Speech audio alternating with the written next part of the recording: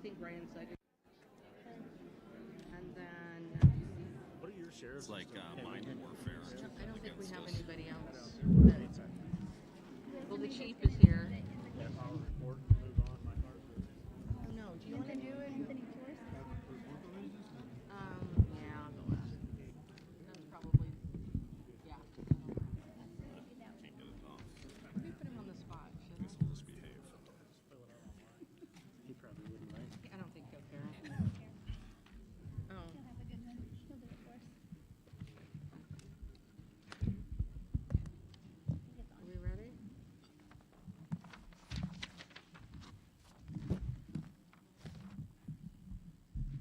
Yep, you're good. This is new for me, people. Okay. I'm going to go ahead and call this meeting, this joint city-county meeting to order for Tuesday, October 31st. And I believe both clerks will be calling the roll. That's correct. We'll start with the city over here. Mayor Susan Payne, Here. Mayor Pro Tem Dusty Wright, Here. Commissioner Sharon McDonald, Here. Commissioner Josh Reardon, Here. Commissioner Stephen Burnett, Here. Commissioner Carl Melton, Here. Commissioner Nick Paul, Here. Acting City Manager Stephanie Hernandez, City Attorney Ashley Smith. The clerk is present. Madam Mayor, we have a quorum. Here. Here. Here. She needed a mic over there, people. Oh, never mind, I see it. Sorry. Okay.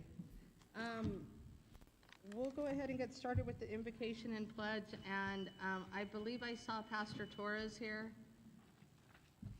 And since I know I can put him on the spot and he'll come and pray for us, I'm just going to ask him to do that. He absolutely did not know I was going to do that. I'm serious.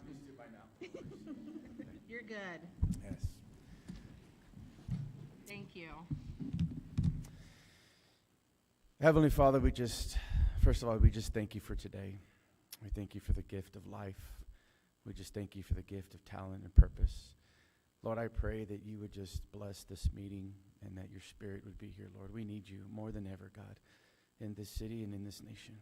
So, Father, we ask your blessing and covering over this meeting. In Jesus' name, amen. All these in. Oh, it's right there. I pledge allegiance to the flag of the United States of America and to the republic for which it stands, one nation, under God, indivisible, with liberty and justice for all. The incomings.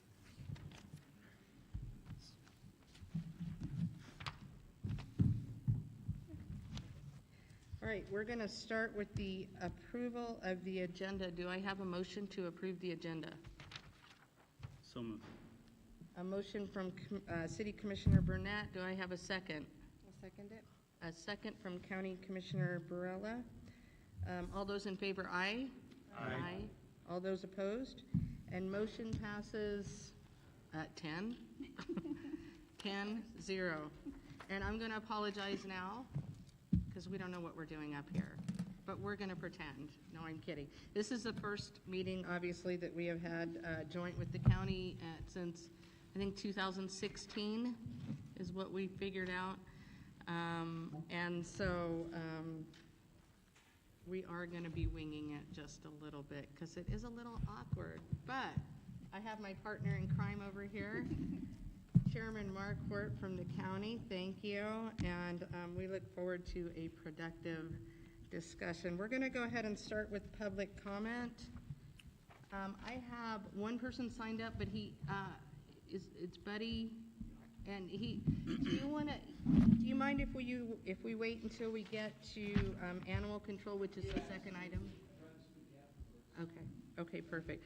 All right, I'll go ahead and call you up during that time, okay? All right. So we'll start with item 1, and I don't know, honestly, we really are flying by the seat of our pants here. So who wants to go ahead and start the discussion? I'll start. Okay, go ahead. The main areas that we really have problems with are on Florida and Scenic, and I think it's joint county and city land in the places that we have problems, but our main problem is at state and BLM land. So we have to work with them in order to do anything. As the county goes, we're trying to get a ditch crew funded so that we can go through and clean out some of our ditches, but we have problems with that also because there's anti-donation clause, so we're limited what we can do on private property. So that's kind of what I know about the county side of it. Do you want to talk Gerald? about the city side, Commissioner Reardon? or- Yeah, I can. Okay. I don't remember how many years ago it was, I had approached the city about this same issue. Could you, yeah, sorry, because I know they Y'all can't hear hear out you. there? Okay. How about now? Better?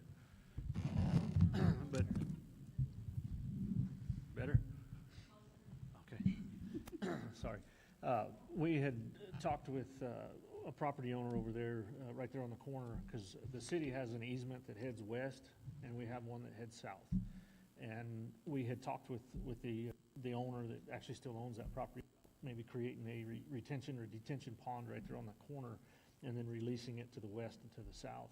And I think that would alleviate a lot of the problems we're having. And then we have, but obviously they'll have to do a study of some sort, because about, I think 10 or 12 years ago, we walked all that with the Corps of Engineers, and they have a design for something to fix it back up in there, but it is a huge, very expensive project. So in the meantime, maybe we come up with a solution amongst us that'll help.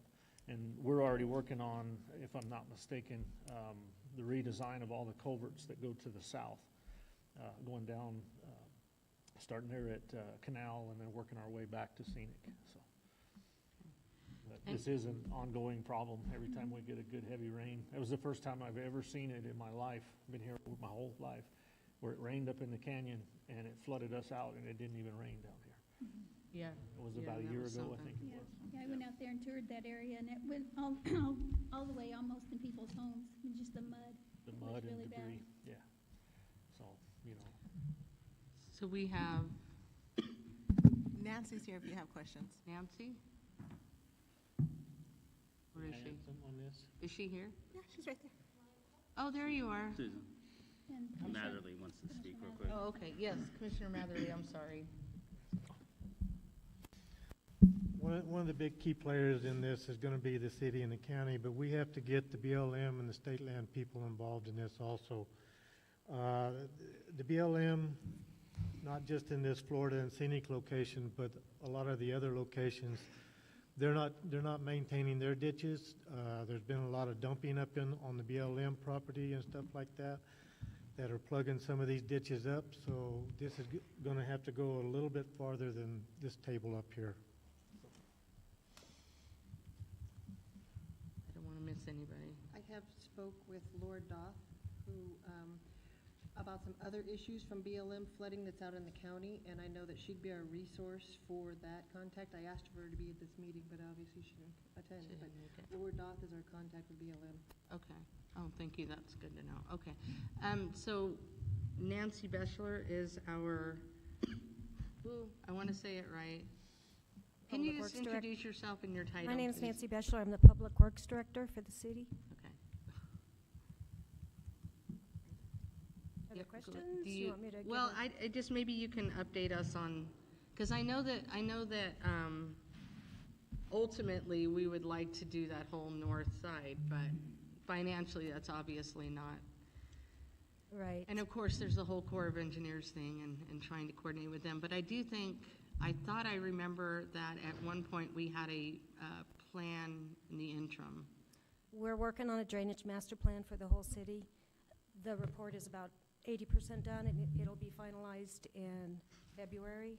Okay. And we're looking citywide at the drainage basins from the mountains that come down. And we'll come up with a list of projects, but they'll be budgetary level projects, high-level projects. I do want to address the Core Dam. That was supposed to be the next phase after completing McKinley Channel. That project has not been designed. Originally, the Core Plan in the 1999 study was to have I think they called it the Big Ditch. Is that what it was called, Josh? And we abandoned that because of some development north of Scenic. And so the proposal was potentially to have a big dam up in the canyon, Beeman Canyon, to hold water before it floods down to the city. But that hasn't been environmentally studied. It hasn't been evaluated by the Corps as being economically feasible. So there's a lot of studying that still has to be done before we can even get to the design phase, let alone the construction phase. My last conversation with the Corps was that they don't know that it's going to work out, pencil out as far as the benefit-cost ratio. So there's a lot of discussion about that. And so I don't want the perception that that's a done deal. Right. You know, that's a project that's out there that we just need construction money for, because that's not the case. So I do want to make sure that that's clear. Right, and you said you're in the middle of the study, so is there any, I don't even know if that's the right question to ask, but are there any thoughts, like in the alternative or in the interim, any ideas on? I'm having the consultant look at what they're proposing as far as projects throughout the city, assuming the core dam will be built, and then also assuming it won't be built. So we'll see both scenarios. Okay. Those will be bookends for us. You know, the cost of improvements within the city, if the dam is not built, is obviously going to be a lot more, because the structures are going to have to be a lot larger to carry more water. Right. So we're looking at those bookends, so that will be part of the Yeah. study. Yeah, that last flood was crazy, wasn't it? Gosh. In that All right. study that y'all are doing, that little retention basin we built back there where, turn that, the little retention basin that we built back there where that trailer court used to be, I guess it is. Is there any plans of maybe, I think we have room to expand that. Is there? The master plan is going to look at other areas along the dry canyon to build either other ponds or expand that one if we can. Expand that one. 'Cause I think there's a little room to expand that one, but not Right. a whole lot. But We may go upstream and build an and additional build one something upstream to, you know, mitigate what goes downstream, so. to try to slow it down as it comes Yeah, downstream. I did tell them that the Bloom property is something that we've looked at in the past, so they're going to evaluate that as well. Are they looking at the corner of Mhm. Florida, and then are they looking, they're right, like at Fairgrounds area? I think the county has some property there that we might be able to, I think there's some property behind the Betty Dare Center. yeah, back in that area? Yeah. Okay. Okay. So I guess we just continue to monitor that, because that is definitely, which is probably why it's number one on the list, but I know that that's not only a joint effort, but a joint problem for the city and the county. Yes, I don't know. Commissioner Reed. In y'all's study too, is it looking at us elevating the roadway at Scenic in Florida, or is it looking at try to utilizing the way it is now?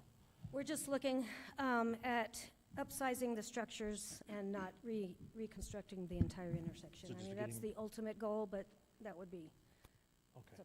pretty pricey. Probably a little expensive. but- Yeah. So we're just gonna look at increasing the sizes of the culverts coming under the road there? Right. Okay. I do want to say that, you know, the two flood events we had back-to-back last year that flooded that intersection, and I was at work, I mean, it was a river down Florida Avenue, it was terrible. After that, we hired LaLue's Dirt and Paving, and they came out and they cleaned out all those structures on Florida, all the ones that go under Scenic, and they graded back the ditch that goes across the Bloom property. They took a lot of material out of there. They recreated a berm. So it's much better protected now in case we have another event like that. So we did what we could to mitigate that if it happens again, you know, without actually going in and reconstructing the crossings. Okay. In the event that we, you know, looked at doing something at the Bloom property, we keep mentioning, would it require, you know, I know it would require a lot of funding and stuff on our end and the county's end to help us with it, but would we get into, if they built a detention basin there, I mean, what kind of problems would we run into if we looked into that?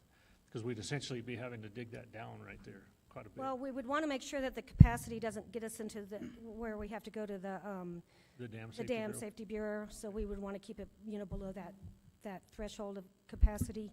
I don't know the details. I mean, we haven't really flushed that out, gone to the design level. The engineer will look at it again, kind of at the planning level, you know, what can be done within the right-of-way available and that kind of thing, but Those would be design details that would come later. Anybody else have any questions?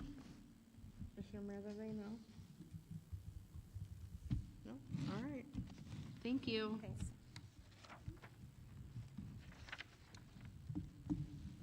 Okay, well, I guess we'll move on to a much more lively discussion, I'm sure. Item 2, and animal control. And I know that this is definitely a mutual area of concern. So I don't know if someone wants to start that discussion, Commissioner Barilla, or? Working on that. Just to make sure everybody knows that our county attorney and Pam and our animal control and law enforcement have been rewriting the animal ordinance, which should be completed by the end of this year, ready to present, hopefully January. And very excited about that, rewriting that. And in doing so, I've been doing a lot of research and all of that. And I really like the plan that Donna Anna has with their joint county and city animal control. I think it's working well. And also, I know that our county attorney, when we look at the budget for our animal control, if we do some budget changes and some joint decisions, we're going to be able to hire our own in-house veterinarian, which we know is going to save a lot of money with just spaying and neutering, vaccinations, and all that. And that's our number one cause. We have to get that under control. So I'm very passionate about this issue. We are putting down animals because we are overpopulated, Right. and that is a hard no for me. So that's why it's my top priority subject. So what we could hear from some ideas from the public, and then Buddy emailed me, some training about, that's what I would do, about prosecution of people that abuse animals and all of that. I mean, I'm ready to hammer down and take care of our animals. I agree. We do have, and I apologize because I just talked to you, but we do have one person signed up. Oh, you want to go ahead and come up and? Yeah. Hi, I'm Buddy Gennari from Dog Breath Express. I'm the director of Dog Breath Express Rescue. Also, we have Alicia Kumke here with Forever Homes Rescue. And besides the two of us with our rescue, there's other rescues in town or in the county. There's plenty of Facebook pages involving just the dogs in the county, dogs and cats, the issues that we have. And it's a lot. In fact, just between Alicia's rescue and mine, we have close to 10,000 followers on our Facebook pages. And that's just two of the rescues in town. So it's huge interest to everybody. I'd say the biggest issues that we have hearing from people are spay and neuter, big one right there. The county, and I can't talk for the city, I don't know what their situation is, but I can tell you with the county, they're already doubling up and tripling up dogs to keep them alive till we can find rescues that'll take them, out-of-state rescues. And unfortunately, the sad thing is all the rescues around are full. They're filled up, the ones that we even take them to. So if we can manage the spay and neuter program, Dog Breath got recently a $30,000 grant from the county for a spay and neuter program. We advertised it out as a free spay and neuter program, which we have a lot of poor people in the county, so we wanted to reach out to them. And it was a success, so much of a success that I think within a month, 3 days, oh my God, Loretta Burke has been doing a lot of the managing, her and Lori Soto, the shelter manager. So I guess within 3 days, we used up that grant. So it shows how much of a need that we have to have for spay and neuter. Also, what I see is that the problem's not going to go away until we really have some ordinances that are real strict and are enforced. Our animal control officers for the county, those guys are running ragged. I mean, they're bringing in dogs every day. They don't have time to go to each house and see how these animals are treated. I took a drive just in Tularosa last weekend, and you would be really heartbroken if you saw the condition of a lot of these animals. Chained up in small chains, houses, if they do have them in the backyard, inadequate, letting too much of the cold and the wind get in there. And in the summertime, a lot of the heat, and they don't have adequate shelter, even though they're supposed to. So we really need to have the enforcement, maybe more ACOs. I don't know if that would be the answer or not. I think what would help, and hopefully this is something that the county-wide can do, and also the city, and that would be maybe education. Because I don't think it's going to stop right now, at least what we've seen with our rescues. People are just doing the same old thing, breeding dogs or letting their own dogs breed, not really taking care of them the way they should be. So maybe a short educational program in the schools to teach the kids how to take care of the animals, just like recycling, things like that. It takes the kids, and then that follows on, and when they start bugging the crap out of their parents to start taking care of the animals, maybe that'll start helping out with something. On another note, I'll try to keep this one real short. I'm also a full-time volunteer at the county, so I see all the animals that go in there, and I also see all the animals that they can't keep in there. They lose quite a bit. As much as they try to save them all, they can't. If we had a larger shelter, and I don't mean a larger shelter just so that we can take in millions of dogs, that isn't going to happen, but a larger shelter enough so that we can get those dogs that are in there out to other rescues or to get them out and adopted. So those are just a few of the things that I wanted to mention just from a public standpoint. So do you guys have any questions for me about what I see? Thought Well, maybe- thank you for your time. Thank you, I appreciate it.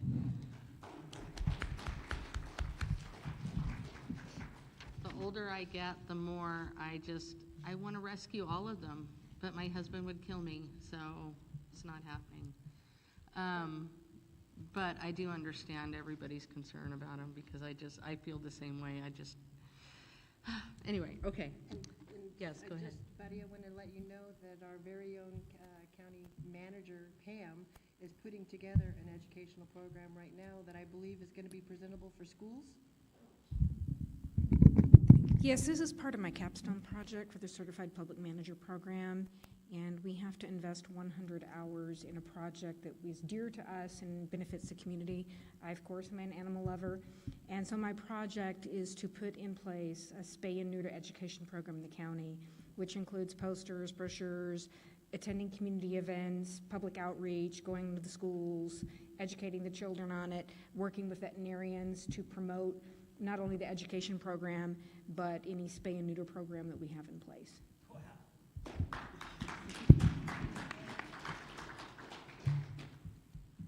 Okay, do we want to hear from our animal control managers? Does anybody have any questions or? I've got one on that. I know Dwayne is here. He's like, Mayor, why? I'm sorry. Okay. Also, I utilized, a while back we did that.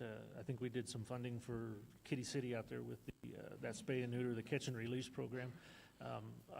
I personally, we utilized that in our neighborhood. We had it with cats, and after we caught them all and got them spayed and neutered and then released back in, they're living their lives, they enjoy it, and it helped with the cat population. So, that may be something the city and county can do as well, is maybe some funding of some sort for programs such as that, because that actually worked, that catch and release deal.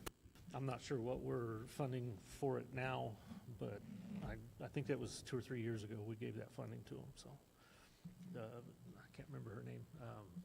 From Kitty City, they came to the city out there to us and asked for it. So I do think that an on-site vet would make a huge difference. Mm-hmm. The other thing that we don't have in Alamogordo that's really out of the control probably of the city or the county is we don't have emergency vet services. And, I just had an experience where my dog, my 15-year-old, I miss her. I literally had to drive her all the way to Ruidoso because nobody here would take her, and she had to be put down. There was no, it was cruel to keep her alive, and I had to drive all the way to Ruidoso, and it's disappointing that we're not focusing more on those areas because it is hard. It's hard when you have a dog or a cat that you love or whatever, and you know, you have to watch the dog or cat suffer because we don't even have an emergency vet. But again, I'm not sure that that's a function of the city or county, but I do think having a vet on site might be helpful as well. That's a delicate matter for me because I don't want to seem like we're going into business as veterinary care Right. or anything. I want to Right. just do, you know, care of our animals. Right. Spay and neuter and all of that. So that, I don't want to harm our current practices. No, and I agree, because even if we had emergency, or a vet on site, obviously it would just be for the animals we took in. Yep. But it may, if we were to do some kind of program like that, it may spur on, you know what I mean? It may spur somebody on to come and do something like that in our community. So I'm just always thinking, these are by example. If we have people that come from out of town and come into our community, it only helps us because, you know, they all have friends, and so that's kind of my hope with that is, you know, clearly whatever we have local is not working the way it's designed, so anyway. I'm sorry. Hi there. Hi. How are you? Dwight Martinez, the Animal Control Manager for Alamogordo. Commissioner Reardon, you talked about that trap neuter release program. Well, you know, we've been working on that with Kitty City for, how long? We've been doing this for 4 years, and we've probably saved over the last 4 years, the numbers of kittens that have not been born is over 1,000 per year. So those are 1,000 that have not gone to the shelter and not been killed for space. We've also done a lot of adoption events in conjunction with Dwayne and at the Alamogordo Animal Control, and we've doubled the adoptions. Last year, we had 700 adoptions between Kitty City and Alamogordo for cats. Just recently, in the last 6 months, all of our Kitty City volunteers are now volunteers for the city, and we now feature dogs at the mall when we have the adoption events. So that's another prong that we've not explored, is more adoption events so folks can get the animals out of the shelters. The requirement on the adoption events is they will be spay and neuter before they go home or within the week or two. So they get scheduled right then, and then they go home spay or neuter. Because Kitty City cats are already spayed neutered when they're adopted. Animal control cats are not, but we get them done quickly under our program. So that is a prong I think we've forgotten, is more adoption events, because I don't think we're as accessible to the public as we can be. 5 days a week, most people are working, so only Saturdays leaves the time to go to the shelter. So animal control in the city's open 12 to 5. I'm not sure what the county's is, but that's a way to get people to come and look. So if they don't see what they want at the mall, we send them to the shelters to try to, and we have been very successful in adopting dogs out also. So our track rate's about 20, 25 with the last 6 months, just from the mall, not coming to the shelter.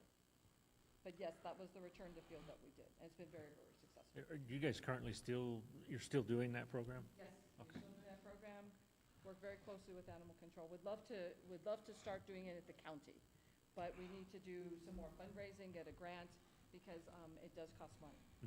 We do ask citizens to pitch in what they can, but we'd like to have it augmented, so we don't want to turn anyone away. With that program, since we started it, we have not euthanized cats in 4 years, except for sick or injured. We are a no-kill shelter for Alamogordo Animal Control since 2021, and we've received that award from Best Friends for the last 3 years, including this year, because of that program. And we're working on the dogs, but space is a problem. And we have some ideas for space, but probably not at this venue. Yeah. So what we've done is, and I know Buddy and everybody at the county can attest to this, rescues are full. You call and they're completely full. And it's just not here, it's a pandemic that's across the nation. Because I've called other people across the country that I know that are in the same position, and their rescues are full, their shelters are full. I field probably 10 to 15 phone calls a day about dogs being turned in. Can't keep them, don't want them, I'm moving. I hear everything under the sun. What I've been doing is pushing them to try to rehome before they bring them into my shelter. Unfortunately, I've had to do more euthanizing over the last 16 months of dogs for space than I've had to do in the last 3 years. Like I said, we reached that no-kill status, which is, in the 90% percentile, not putting animals down. I'm not going to reach that this year, and that's a sad situation. We talked about possibly a joint shelter, and I heard you talk about an on-staff vet. I don't know if Roswell still has it, but they had it at one time, and it works perfect. We talked about that. Bringing in a vet that's freshly out of school, get their feet wet. And then when they're ready to move on, we get another one. That helps with injured animals coming in, sick animals, getting them out spayed or neutered right away. That's something we'd have to look at, get a pilot study going, see what we can do. I wonder what that would look like. You said Roswell has a program such as that already, or? Roswell had, when I visited their shelter about, it was 8 or 9 years ago, they had just built a shelter and they had an on-site vet. And he took care of all of the spay and neutering, injured animals they picked up, and all that and all their programs. I would have to find out if they're still doing that. Could you guys reach out to Roswell and see if they're still doing that program and get us some information on that? Yes, Dwayne can. Okay, thank you. I can reach out. The officer that's still there in charge, manager, Nathan Martinez, he was due to retire, but I'll check to see if he's still there.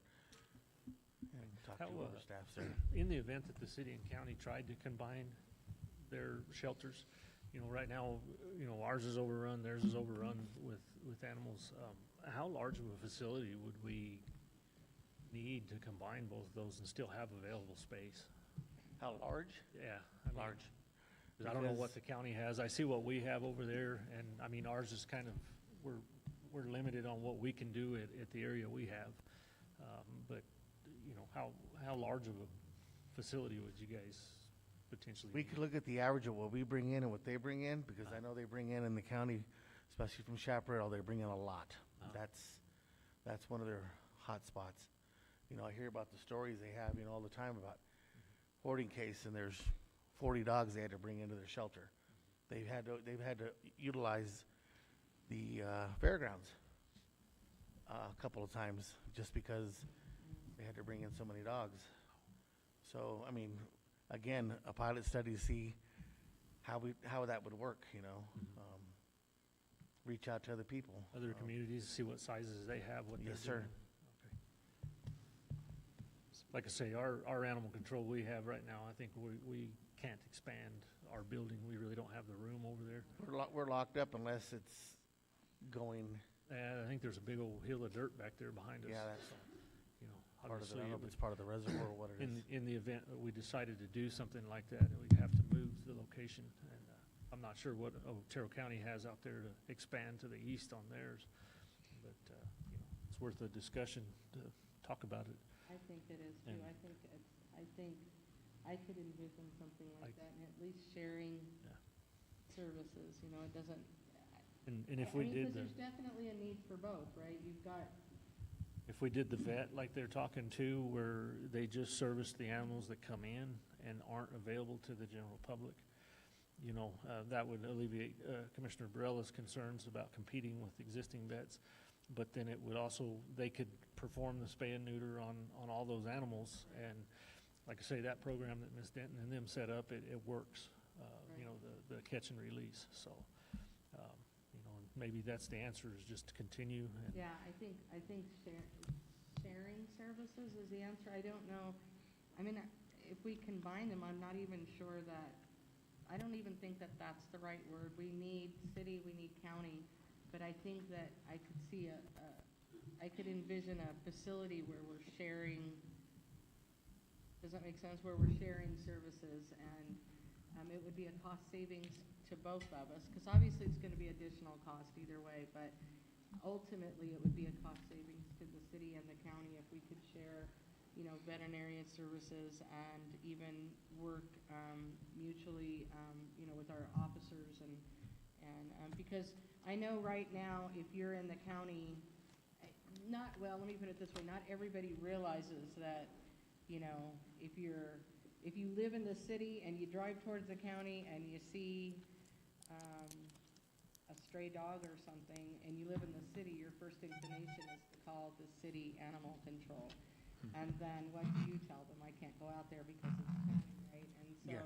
and I get a lot of that. I get a lot of those calls. I don't know if you get any, but I get a lot of those calls where they get mad at our animal control officers because they can't come out to the county to pick up a dog that they are concerned about. And so, you know, maybe something, I don't know how that would work exactly, but maybe something like that may be beneficial. Yes, 'Cause ma'am. I will just tell you that normally, in a regular meeting, I probably would not let you talk, but since you're there with Dwayne, go right ahead. Well, we have talked about some options because we all realize this is a big problem. We've got some programs that we could share and do in both the county and city. Why not put a pilot committee together and get those programs started before we even need a facility, and then look at that feasibility? Because there's ways to get full modular units for kennels and not the cost of building a completely new facility and looking at something like that for sharing. But I think we need a group of concerned citizens, people who knows what's going on, and start putting together the programs. Because obviously, there's programs that the county's doing that's great, programs the city's doing great. Let's share that and get that started and solve a few of the problems, like the education, return to field, low-cost spay neuter. Those are things we can both share. Thank you. So is that something that maybe we're all interested in looking at, is maybe assembling at least a committee to explore the idea of a joint, I can see Stephanie's face, she has something. No, I just want to, you know, we still need on our side, 4 of you all to agree for us to go work with the county. We need a majority of you guys to agree, of our commission, so that we can work with this. I didn't hear you, I'm sorry. She needs 4 of us. Yes, no, I know, I just want to talk about this a little more, but I got you, yeah. Okay, so, does everybody like that? So I'm on board with this. My big question is, the county and the city likely have different sets of animal ordinances. Right. So how is that going to work with a joint? I mean, we probably have to look into what Donna Anna is doing, but our, you know, noise ordinance for dogs might be completely different from the county's. Sure, and that's why I said I think that we need both in terms of, you know, we need city officers, we need county officers, because you're right, that is different. We have our noise ordinance, I think it's after 10 o'clock or something, and I don't know if the county has that or not. Obviously, it's a little more sparse in the county than it is when you have a house 5 feet from you or 10 feet or whatever. So I do think we need both, but I do think that maybe looking at a way we can, there's got to be a way to do it. I'm sure that it's been done many times where, you know, we can combine them and still use those services that we can use jointly that we have. I don't know if it's an MOU or maybe we actually combine facilities, or I don't even know how that would work or what it would look like. But I think maybe that's why we need to assemble a committee to sort of look at that and come up with some ideas. To do.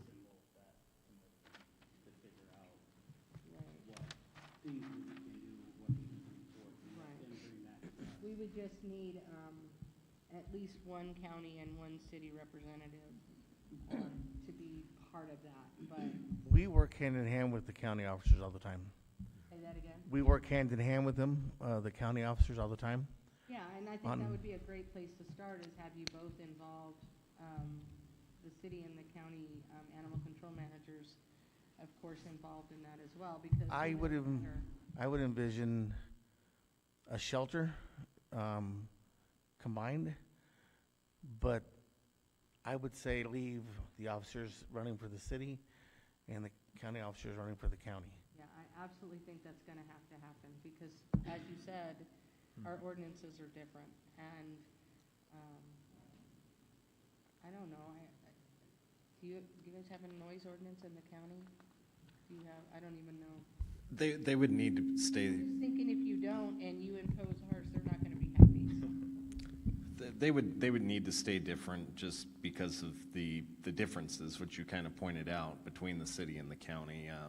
You know, the county people are going to have chickens, goats, pigs, all sorts of animals, and you're not going to typically have those in the middle of the city. So But that, we do that have- alone. We do have an ordinance. that You're allows- allowed to have four. No, roosters, chickens, what No was that? roosters, 4 chickens, or 2 ducks, 2 chickens. Oh, yeah. And it's supposed to be potbelly pig. Oh, yeah, And that's right, I remember. the miniature goats, nothing over 50 pounds. You laugh, let me tell you, it was a huge issue when they thought we were taking away their chickens, trust me, it was kind of a big deal. And I have come across pigs that are weighing 85, 90 pounds, and, oh, no, it's a potbelly. Well, it needs to go on a diet. Yeah, so we do have some of those, but I think you're absolutely right. I think that we need to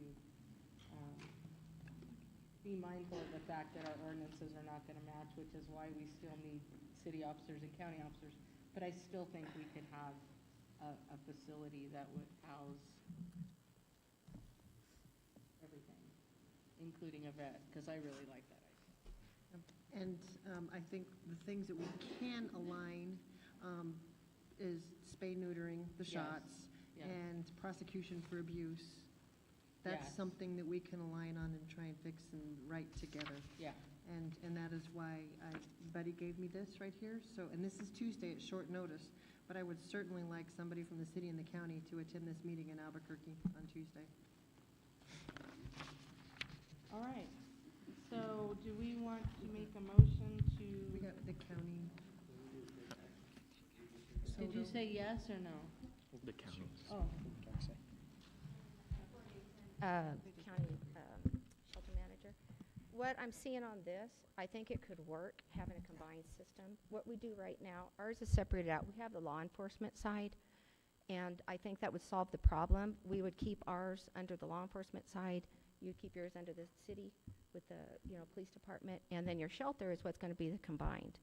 The housing would be separate. They will handle the law enforcement stuff. It's worked very well for us so far at the county.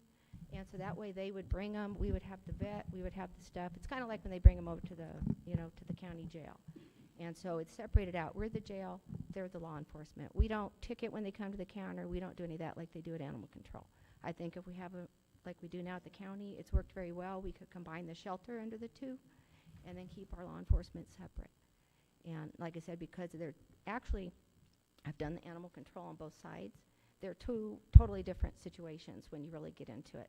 And I think with the size of this county and all the action that we have going on between the two departments, I think to keep those two separate like we have it now under the county would work very well to combine the program, as opposed to trying to, that way the law enforcement stays the way it is and we can work on the rescues and making the rescue facility and all that. And then we can incorporate, like they have in Santa Fe, they have a rescue section.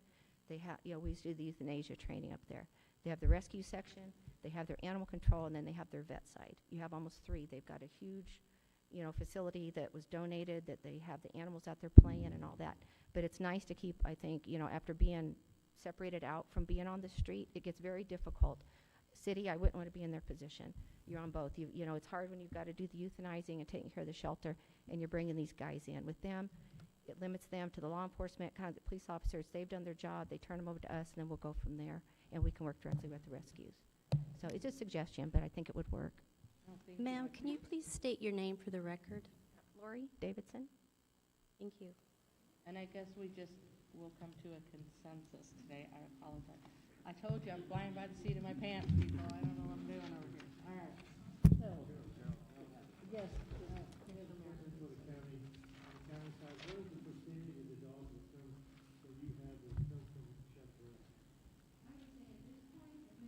Can you step up to the mic? I'm sorry. Previously, I would say probably 75%. Now we're probably 80 to 90. We are overrun right now, to 80 be honest to with 90? you. The majority of our dogs. We have a few that will come out of La Luz and places like that, but they, like, we put down 24 dogs on Monday. We had kennels back to back. We got the guillotine doors down. We put down 24 dogs. That night, they filled up my empty slots again. We've got them doubled up on the adoption side. And like I said, and we've got litters of puppies on the street that have not been brought in. Yeah, it is, it's unbelievable. I mean, they're bringing in the stuff that's like I had a dog that came in yesterday. I don't know what it's been through. It's a little Great Dane puppy. We're seeing so much neglect and abuse right now, it's not even funny. So, And if,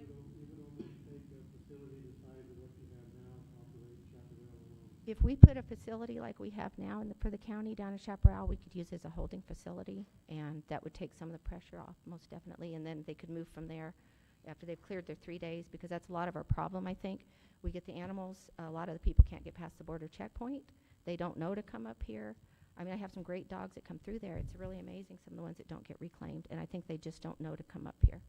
But if we had a separate facility, that would help a lot, and we could even, if you want to do that as opposed to combining the two facilities even, but I think county right now, and I know the city is, I don't know their numbers, but we are overrun right now, and it's, the floodgates are open, and it's getting worse every day. when you rescue an animal in Chaparral, you bring them all the way in to... And that's why I said, so that's where a lot of our reclaim and, our euthanasia rates, like I said, right now are through the roof. We've got literally, like I said, like yesterday, an example, I don't know if you want to hear all this. We had 3 dogs that came in. It was obvious they were from the same litter, 3 females, all 3 pregnant. They had been turned out on the street because they probably were at that point in their life that they were not puppies anymore. All 3 of them carrying litters, and so we had to euthanize them. There's 3 litters of puppies right there. That's how we have to. And there's nobody stationed there, right? They actually have to go... They have a substation that they'll hold them in the kennels overnight, and that's it. And so, but the majority are coming from there. I mean, we have houses, like they referred to earlier, that with the hoarding cases, I have one individual, because the way the laws are set up, we have probably pulled over 100 dogs from her property. She's allowed her dogs to continue to just breed and rebreed and inbreed. And one of our animal control officers who has moved over from the rescue side to that, got her down to 4 dogs. She made the agreement to come. She's already got puppies on the ground already. Is in Chaparral. In Chaparral. I bet I can almost tell you who it is. You may know her. Yeah, so this is what we're dealing with, yeah, and it's like in... I dealt with the human side of that one, yeah. Probably, yeah. So there's a few of them. And yeah, there's a lot of hot spots, but yeah, I think even if we could just get something down, like you said, to Chaparral as a holding facility for the 3 days, and then they can move up or be euthanized before they even come up here. It sounds cruel, but like I said, with the amount of animals we have coming in right now, there is no other choice. So. Crazy. Anybody else have anything? All right, so I misspoke earlier. We need to come to a consensus, and it seems that the consensus is that we want to explore forming a committee that will be made up mostly of citizens, but also representatives from the city and the county. Right? Okay, all right. Did you get that? Okay. Did you get that over there? All right, very good. Okay, we're going to move on then to item 3. This is a topic of much conversation in the city for sure, and I'm sure in the county as well. We have catch and release joint efforts in honor of Officer Ferguson. Catch and release obviously is the sort of simplified term for it. It's way more complex than that. But it is a huge problem it's definitely for the city lately. I feel like that's all we've done. But I'm sure, like I said, for the county as well. And I'm not even sure where to go with this discussion other than I think our idea is that we work together to really affect change. And it looks like Stephanie has some information for us. So the city has been working, since Officer Ferguson was killed, we've been working with various entities in town. Right now, we have pretrial services because it's kind of twofold. There's a state statute that we need to look at that we've been trying to get with Senator Griggs, John Block, haven't really spoken to Senator Burt too much, but we're trying to get it at the state level, but then there's things that we could do in our city, in our county. And so pretrial services has been super helpful to get us some information. And they're here today, and I believe Ryan Suggs is going to do some talking, because we were told that they're kind of revamping their pretrial services, and I don't think that everybody understands pretrial services to the extent that we should, but I really think that the changes that they're making are definitely a step in the right direction. Yeah, and that's what I was going to say, is I think it's really important that, not obviously up here, maybe more so we understand it, but everybody understands that. I was having a conversation with someone the other day, and I said, you want to know what the problem is? The problem is the criminal justice system in the state of New Mexico is so complex that, and I'm sure that's everywhere, but it's the more I dig into this, the more I realize that we have all these parts to the criminal justice system, and I'm sorry, but they don't really work together very efficiently. They don't seem to, not from my perspective. And it's not the fault of any person or entity. I think it's more I think it wasn't well, I don't want to say it wasn't well thought out, but it wasn't, people are passionate about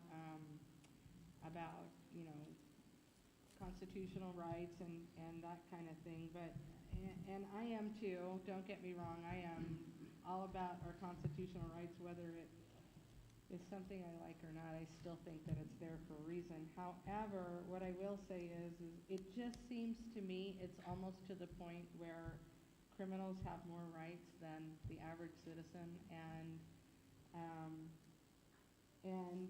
we're so, I don't know if it's I'm going to say lawmakers are so focused on those rights that I think we're kind of missing the mark. And unfortunately, we have in the city seen a lot of tragedy in our community lately.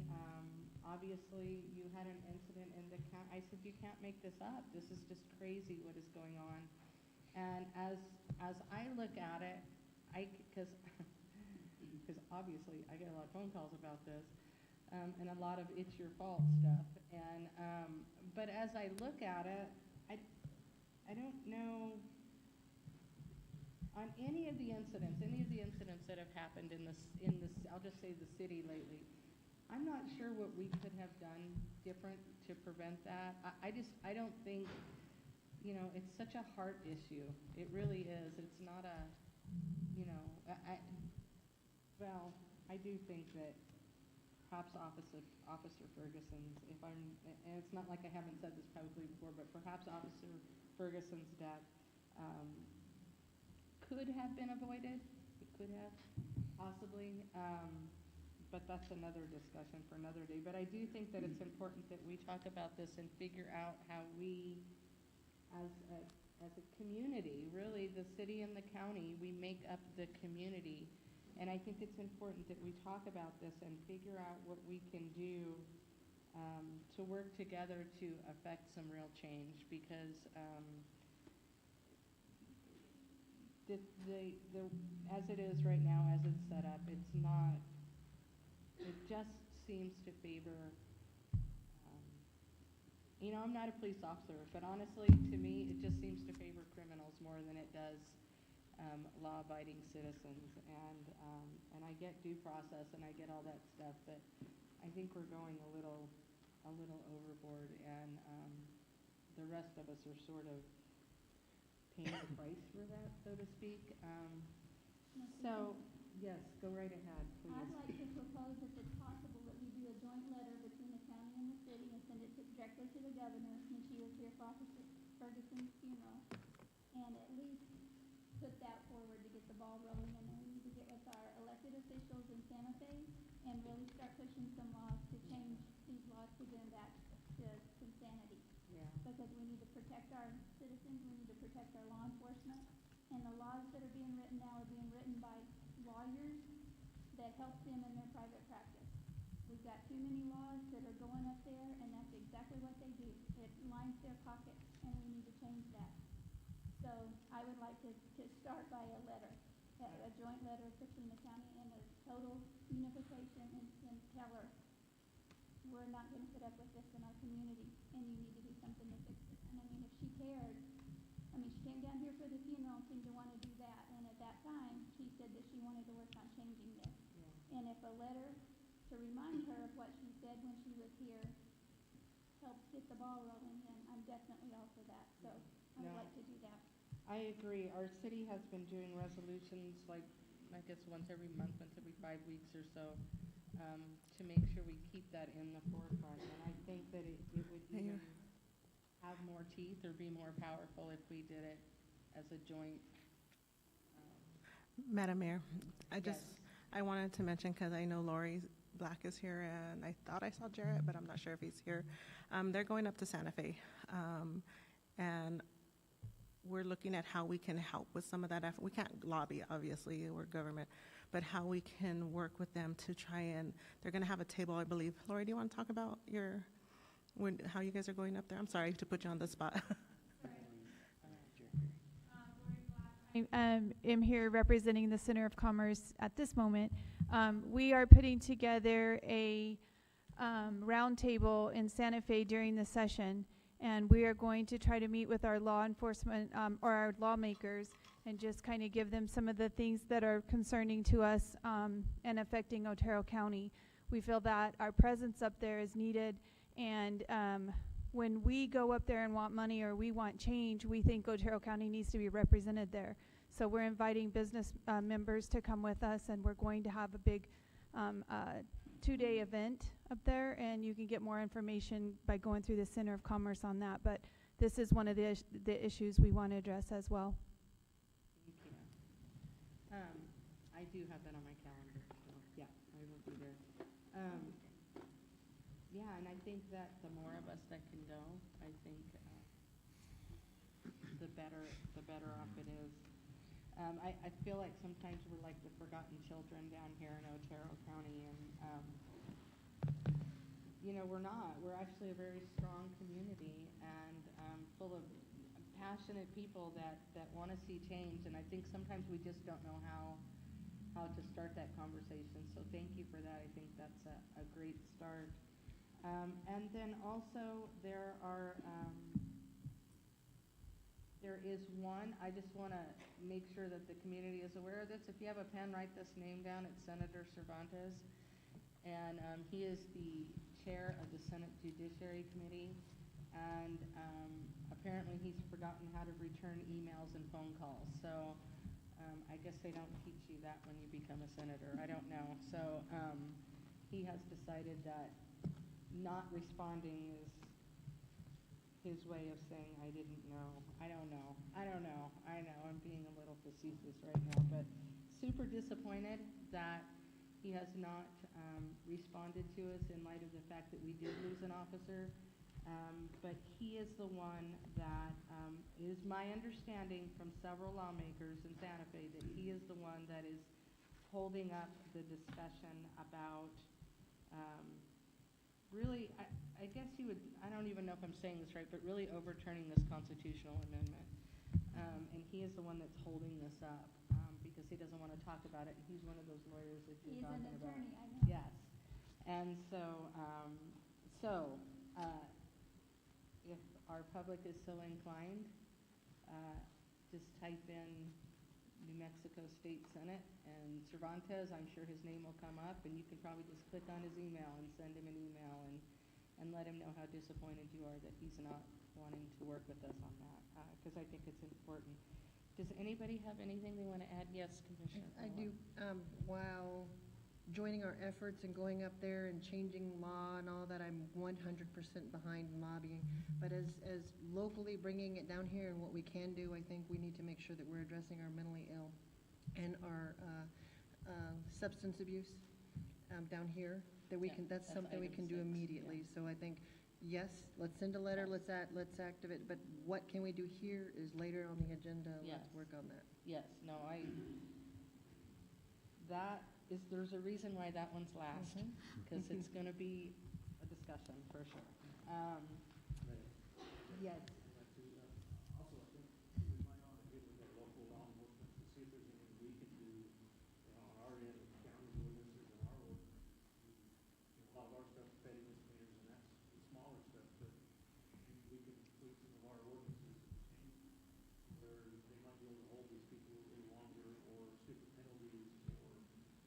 guys are out in the field all the time, they're doing their job, they're arresting the guys, putting them in jail, and they're getting these issues, but maybe there's something that the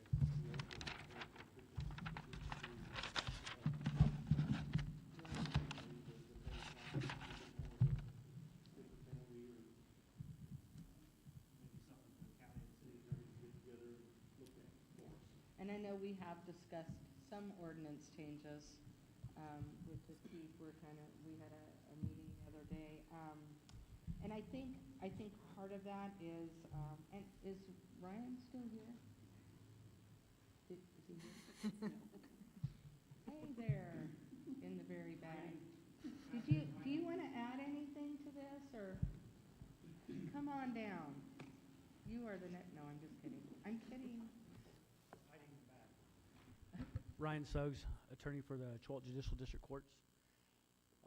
Mayor, I'll just say, and commissioners, that I think that what we're doing right here is exactly what we should be doing, because how many jurisdictions do you see in the state where we have the city and the county working together, we have law enforcement in the room, and we have the courts sitting in the room?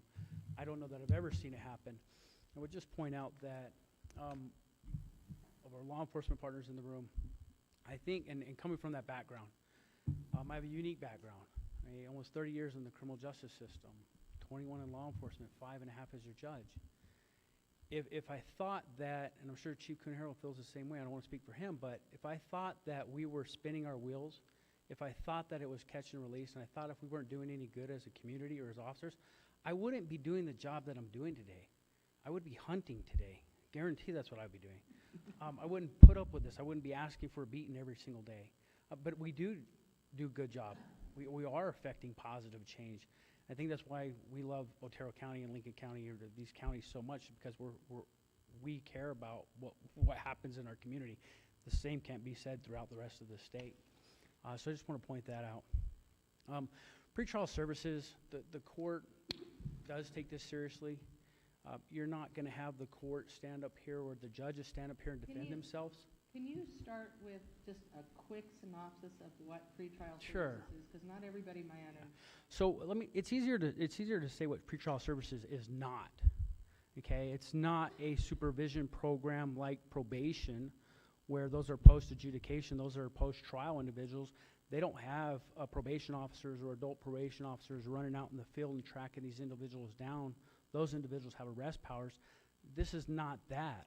The pretrial services program, when the judge orders conditions of release, the pretrial supervisors, pretrial services supervisors or officers aren't, or personnel, I guess is the better way to say it, aren't going to these people's places of employment, or aren't going to their house to make sure that they're complying with curfew, aren't making sure that they're where they're supposed to be when they're supposed to be there. That's not pretrial supervision. I know we would think it is, and we would like to agree that that's what it is, but these individuals don't have arrest powers. It's not the same thing. They haven't been found guilty of a crime. So what happens in pretrial services, for everybody in the room that doesn't know, so when an individual is charged with a crime, they're brought before the court for their arraignment or their first appearance, depending on what level of charge it is. From there, the judge goes through the arraignment and then sets their conditions of release. And you got to remember, this goes back, this is a policy issue, and I don't want to have the policy discussions. Off the record, one-on-one, if you guys want to have policy discussions, I'm open for that. But representing the court, I'm not going to have that policy discussion. The law requires that the judge sets the conditions of release in the least restrictive means possible. That's what our current law is today in New Mexico. The least restrictive means possible means you start with the most, you give the individual the most freedom that they can have, and then you work it backwards from there depending on what the evidence shows, what information you have available to you as the judge. Then you can start taking it away, not the other way around. And unless you are charged with a capital offense in the state of New Mexico, you are entitled to pretrial release, okay? You're entitled to that pretrial release. It has to be taken from you. So you give it to them, and it's got to be taken from them. So they set them on conditions of release. Now, once you're on the conditions of release, there are generally two paths to having those conditions of release revoked.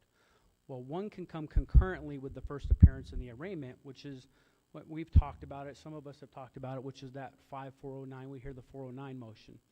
That's a motion for pretrial detention based on a finding of dangerousness.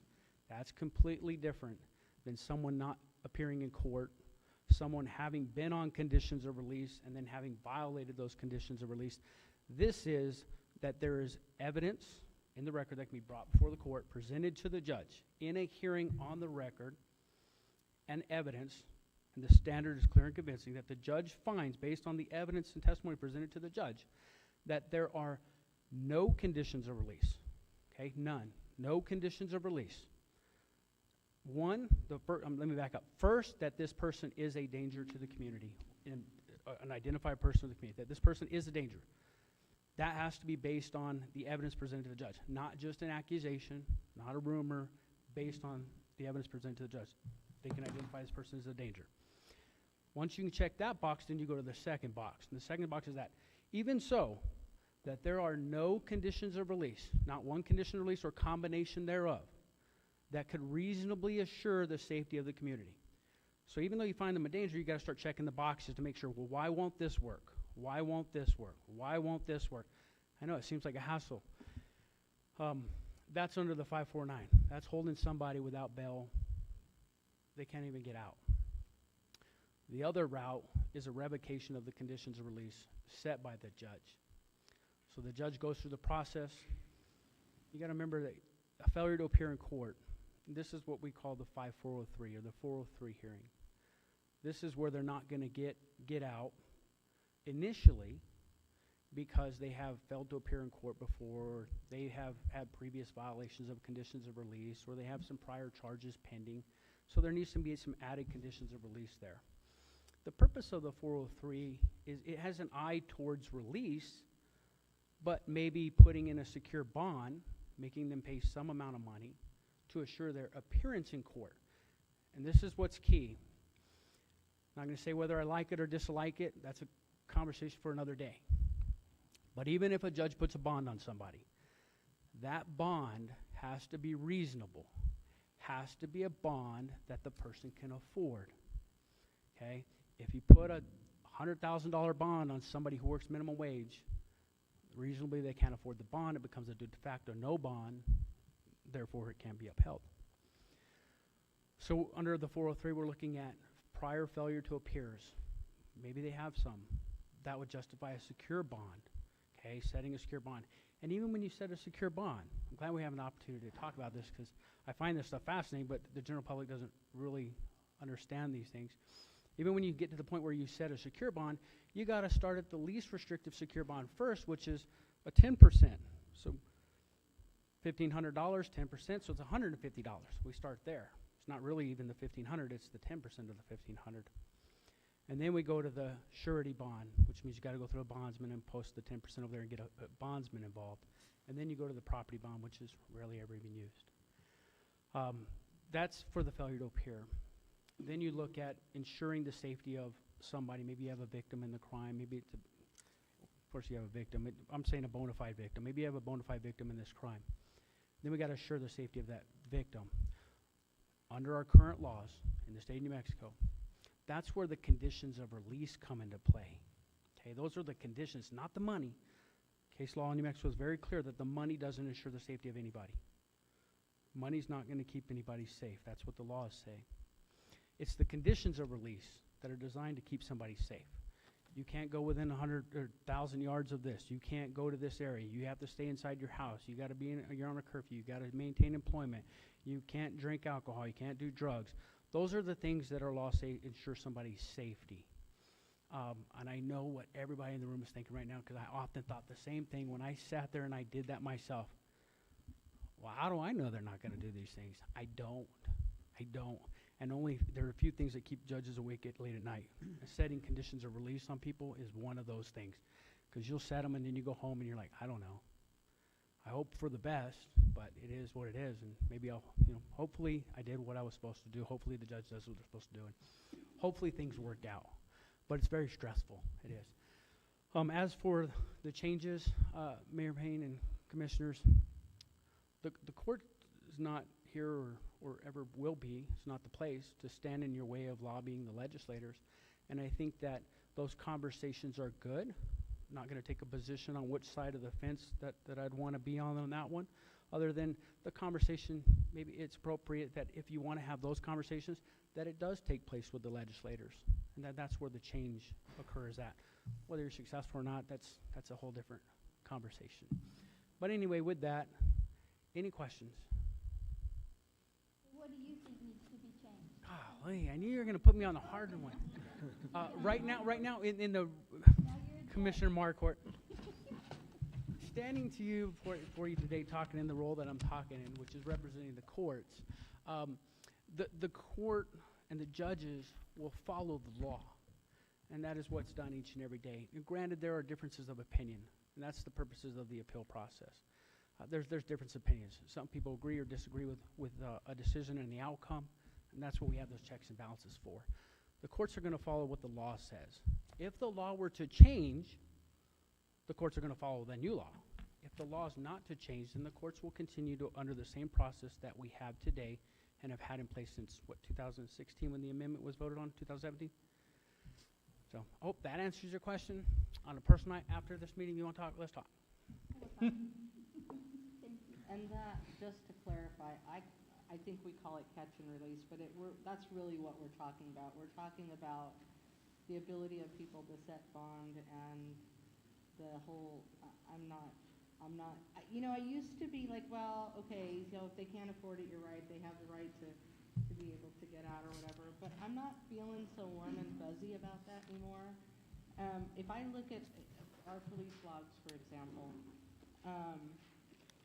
I can't tell you the amount, honestly, sometimes it's not even breaking and entering into a car, it's an unsecured vehicle. That's obviously, I know you're laughing at me because you know I'm right, but when they actually do break a window or something like that, and they, it's still somebody's property, right? And what do? We cite them and we let them go because we know that, you put them in front of a judge, that's probably what you would have done as a judge, is just let them out, right? I mean, because of, and I'm not faulting anybody for it, because you're right, you are following the law, but because the law says if they can't afford bail, they still have a right to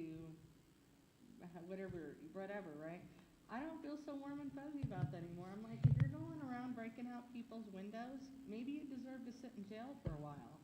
And so that's where I'm saying we really need to really, not lobby, that's the wrong word, but really need to push for this kind of thing because, and what struck me is when you said something about victims or something, I'm like, well, I'm pretty sure that somebody whose car was broken into feels just as victimized as somebody who was assaulted. And maybe it's not the same thing, but it is the same thing. It's still, that's my car, that's my house, that's my whatever. And I don't appreciate people breaking into my stuff and thinking they deserve it just because, I don't know, they think they deserve it. I don't even know, but I think that's where the frustration, comes in for us is, we have these laws that's where I'm saying they really do benefit the criminal, and the rest of us are like sitting ducks. We're like, okay, well, okay, I fixed this. Okay, well, now I guess I got to watch this because they're going to let this go too or whatever. And so I don't know if that makes sense, but it I'm sure you saw this all the time. That's why I said I think that's, and you're right, it has to start with state legislatures. It does, and I get that. So that's where we're sort of focusing our efforts, and then just kind of looking to see what we can do as a city to minimize, like Commissioner Reardon said, some ordinance changes are being thrown out there and that kind of thing, to minimize, or just to say, I guess, that we're doing everything we can as a city to do everything we can to protect our citizens, but it's not going to be enough, so, unfortunately.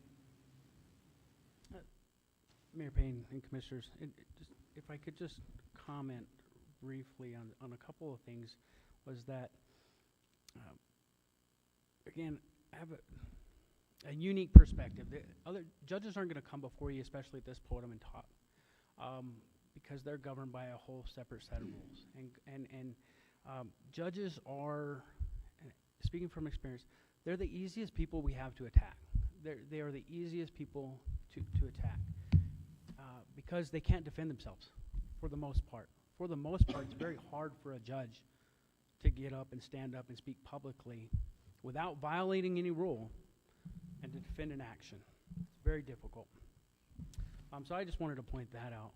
The other thing I was going to point out was that, ironically, when a judge is either appointed to the bench or running for election to take the bench, the number one question, from my experience, the number one question that's posed to a judge is, do you promise not to legislate from the bench?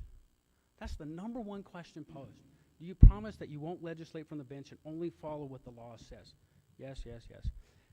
Ironically, as soon as the judge takes the bench, the number one thing that they're asked to do is something contrary to what the law says. Can you do this? Can you do this? It's just weird how that works out, and I just wanted to point that out. And I would just, one other thing that you referenced was, as far as the ordinances go, I'm not going to weigh in on the ordinances or what you all decide to do or not to do. This district has a policy in place with officer prosecuted cases from the misdemeanor and petty misdemeanor level. Okay, those are officer prosecuted cases, with the exception of a few statutory exceptions to that. It's important to remember that even in those officer prosecuted cases, violations of the conditions of release still have to be prosecuted. It's not something that the judge finds out and discovers on their own and does something about. Those have to be prosecuted and brought to court and presented to the court in the proper format. So even on the officer prosecuted cases that you're referencing, change some things and do these things like that, the people who are out on conditions of release on the misdemeanors and petty misdemeanors that aren't being prosecuted by the district attorney's office, which there are literally hundreds of them, are completely the responsibility of law enforcement officer, to include the violation of conditions of release. I just wanted to point out because not a lot of people would know that or understand that.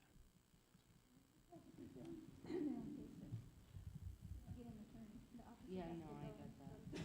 Yeah, even the misdemeanors and petty misdemeanors in magistrate court. I know you have a couple of them in the municipal court, but even a full-blown misdemeanor in magistrate court, that is the responsibility of the officer to prosecute, so are the violations of conditions of release.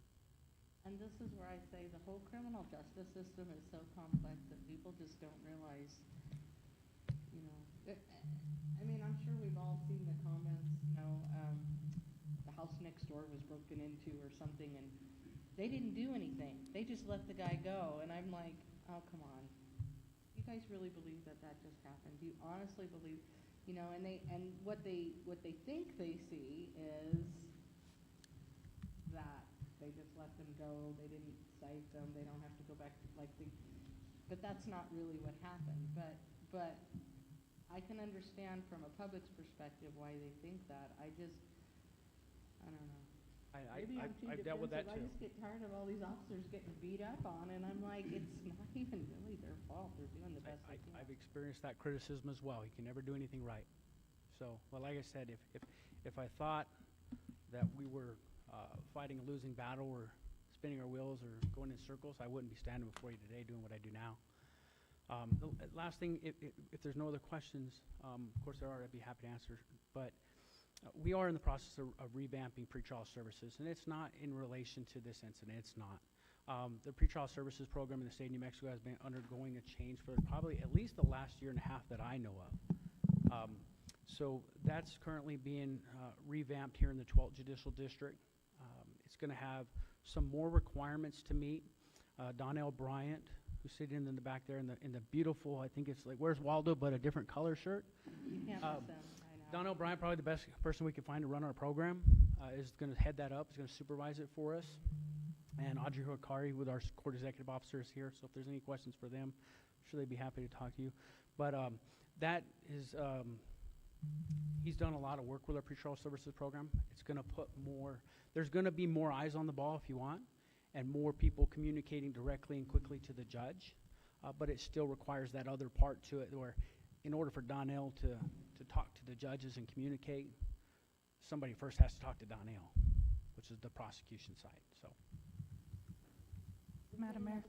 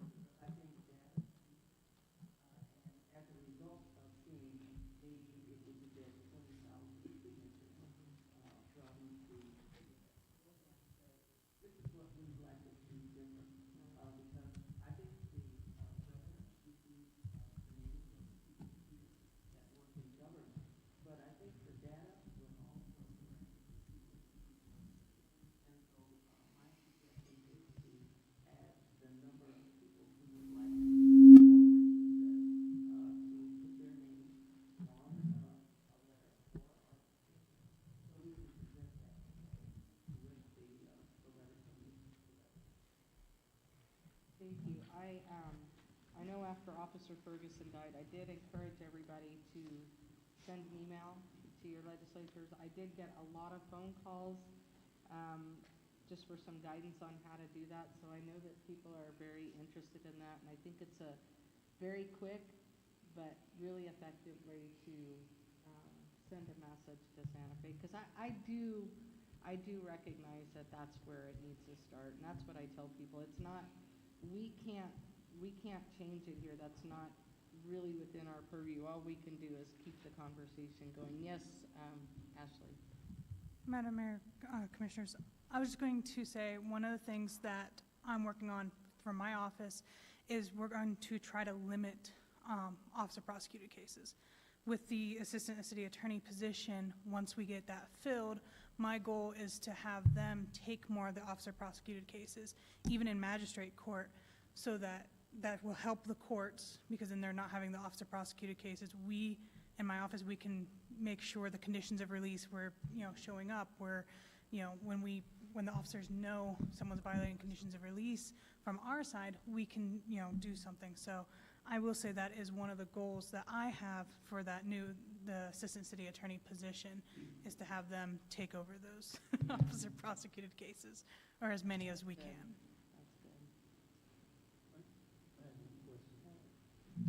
Explain to us how it was a couple of months ago in Albuquerque, the little boy that got killed after the baseball game.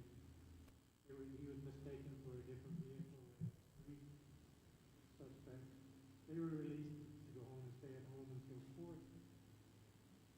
How are they getting released whenever you get somebody that shoplifts or a DUI and he sits in jail? I'm not seeing the comparison on that. Is there a reason or a process why?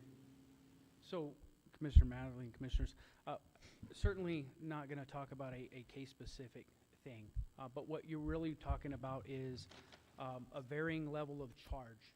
That's what really the issue is here, is somebody facing this charge versus somebody facing a charge down here. What's the difference between the two? It's like, how can this person be released and this person not be released?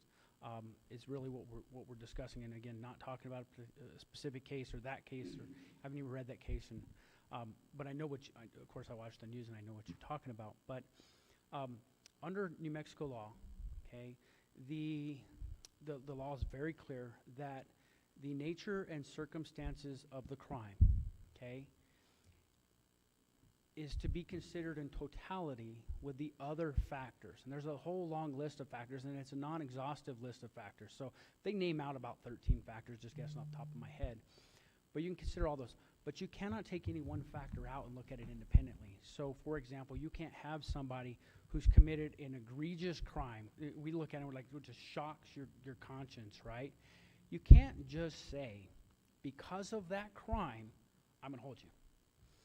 When everything else on that list is leaning towards needing to be released under the law, okay? Same thing on this side is like you have somebody using your example of a shoplifting or whatnot. Well, what is available to the judges is, or has been, and I can't speak for every judicial district in the state, but here, criminal history report. Granted, it was only limited to the state of New Mexico, but for example, if you're just hypothetically looking at a case of shoplifting, well, under the law, that's not even eligible for pretrial detention. It's not a felony crime. It's a petty misdemeanor. Okay, so it's a petty misdemeanor offense unless it goes way up in dollar amount, but we're just talking about a simple offense here. You would start with releasing the individual under the law. You would start with releasing them and work your way backwards. So you would look at the history report and say, well, he's failed to appear in court 27 times. He's got, 15 other shoplifting cases pending. He's on conditions of release in 3 other cases. All those would be strikes against that person under the pretrial release rules. So they would just start stacking up. So somebody like that could potentially get held with a secure bond or some very strict conditions of release, even though it's a petty misdemeanor offense, versus somebody with a just heinous crime who's never been charged or convicted with a crime in their life, never been to court a day in their life, but still we have this very heinous crime that was committed. virtually has no strikes against him. I'm saying as far as on that list goes. Member of the community, lives in the community, has ties to the community, has a job, has employment, has finances, has family, friends in the community. You have all of those factors that have to be considered and balanced against that. So are there conditions of release that could assure the appearance in court and assure the safety of the community? So without speaking, of course, to a case, obviously, if a judge has a hearing on that, it's on the record, there's evidence presented, you got both arguments, you got two counselors in there going at it. Based on what the judge is hearing and based on the evidence presented to the judge is going to make a call one way or the other. I hope that kind of answers it. It's the answer that you're looking for, or what you're questioning is I get it, Commissioner Matherly. You have a very common sense approach to things, much like I do. You look at somebody who's committed just a heinous crime, and you're like, I don't care. I can't believe that, and you should be held in jail regardless.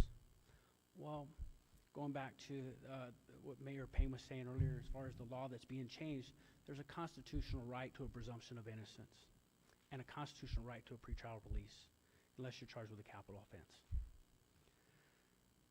So, but a capital offense is? First-degree willful and deliberate premeditated murder. So only first degree? I believe it's the only one we have in the state of New Mexico, first-degree capital felony. Well, three different variations of murder, but yes.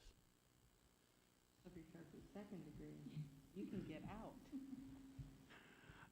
Pretrial services where they may or may not keep an eye on you. Sorry, I'm sorry, but I have a very common sense approach to things too, and this is why I said it's so complex that. I once asked the same question you did: is why doesn't pretrial services go out and go check on this person at the restaurant, see where they're working at, or go check on this, and you don't think about it until it's really. The answer is given to you is that they're not commissioned officers. They don't have police powers. They don't have arrest powers, and you're asking them to go, run to these people's houses and knock on doors and employment. I think that the downside to that is way up there. If they had 20 certified peace officers doing pretrial services, would that solve that problem? Probably. I still feel like, honestly, it is a slap in the face to our police officers, though. I really do, because we ask them to arrest them, we ask them to do their jobs, we ask them to put their life on the line, and then they go before a judge who is just following the law. And in my defense, I did say that they were only doing what they were legally allowed to do in the case of Officer Ferguson.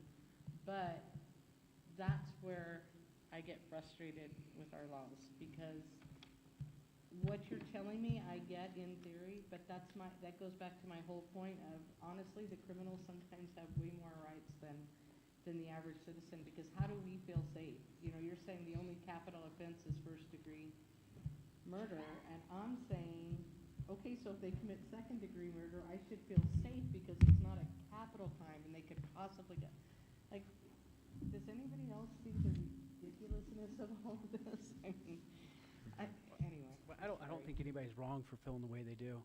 Like I said, everybody here is probably from this community. I'm from this community. I grew up here. Served this community. We all probably feel the same way. So what you do with those feelings, probably, you're not wrong for your feelings. It's just how you react to them. If this is the way that our commissioners feel, and the people, when I'm standing on this side, if this is how the people feel about our laws, then the way you're approaching it is the right way, which is if you have those feelings and if you want to have policy change, then it's through the legislatures. Do you have anything else? Thank you very much. Okay, thank you. Yeah. We can. Can we just come to a consensus real quick that we would like to do a joint letter with the city and the county? Yes. Okay? Everybody get that? Yeah. And we will get signatures from the community. I think we need a whole campaign to encourage the community to write those letters. There's over 60,000 people between the city and the county, and I would love to see 60,000 letters go to the county. I don't know what to do with that, but anyway. Okay, now we can take 5? Yeah. Okay.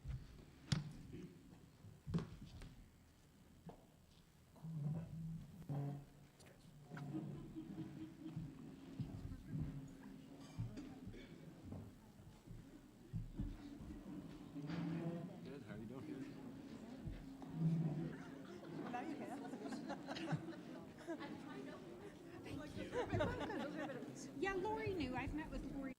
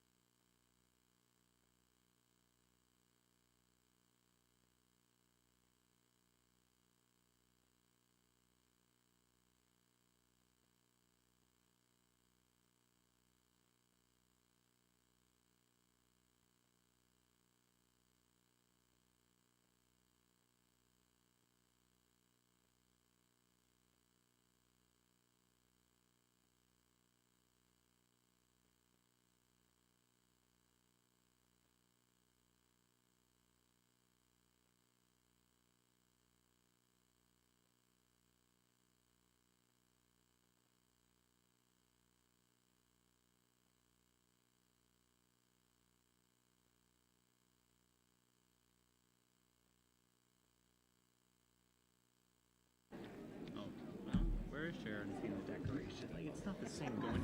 Oh, she's right, she's right. Oh, okay. She's Okay, right we there. got, Funniest attorney we've ever had. Printed off just a few. okay, we got 2 hours. Probably not. And 2 more hours? Yeah. Well, the only one that's really gonna take a long time is that one. Yeah. The last one. It almost should have been combined. Okay, we're gonna go ahead and get started. I believe so. Man, I don't even gotta go trick or treating now. Or steal my kids' candy or something.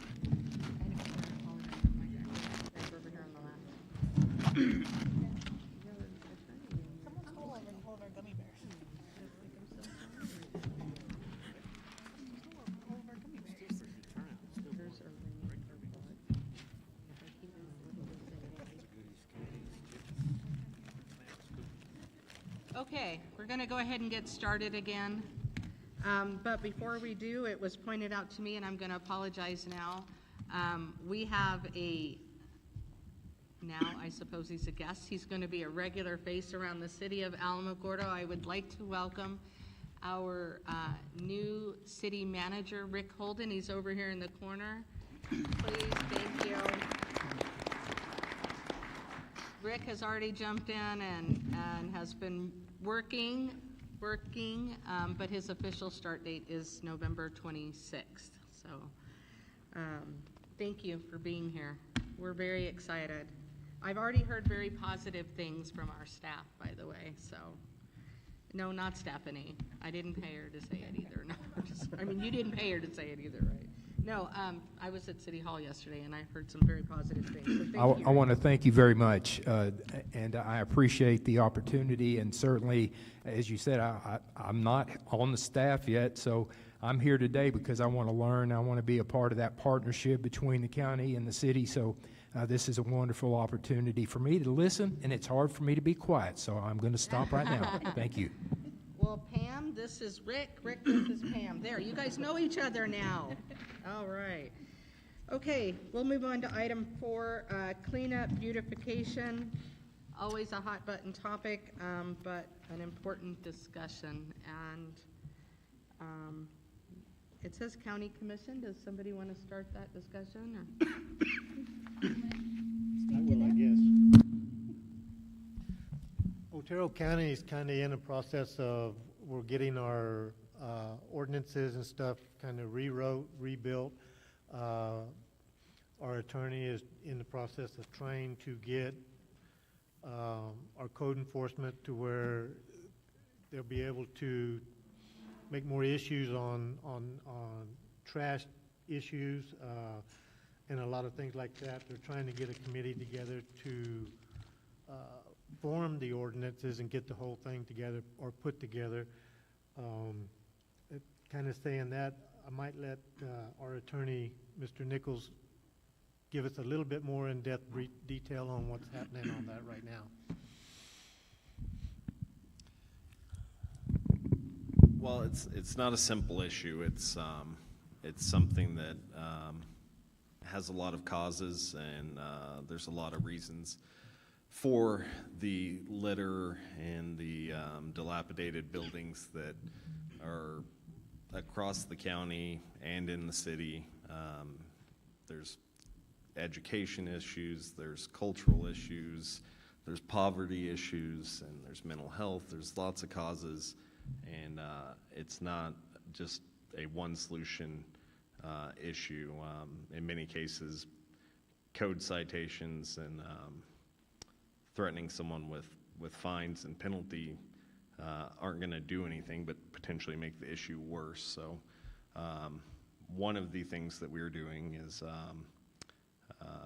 on our meeting next week, we'll pass an ordinance to establish a Keep Otero County Beautiful advisory committee, and that will seek to involve the citizens of the county to help facilitate the change that they desire to see in the county.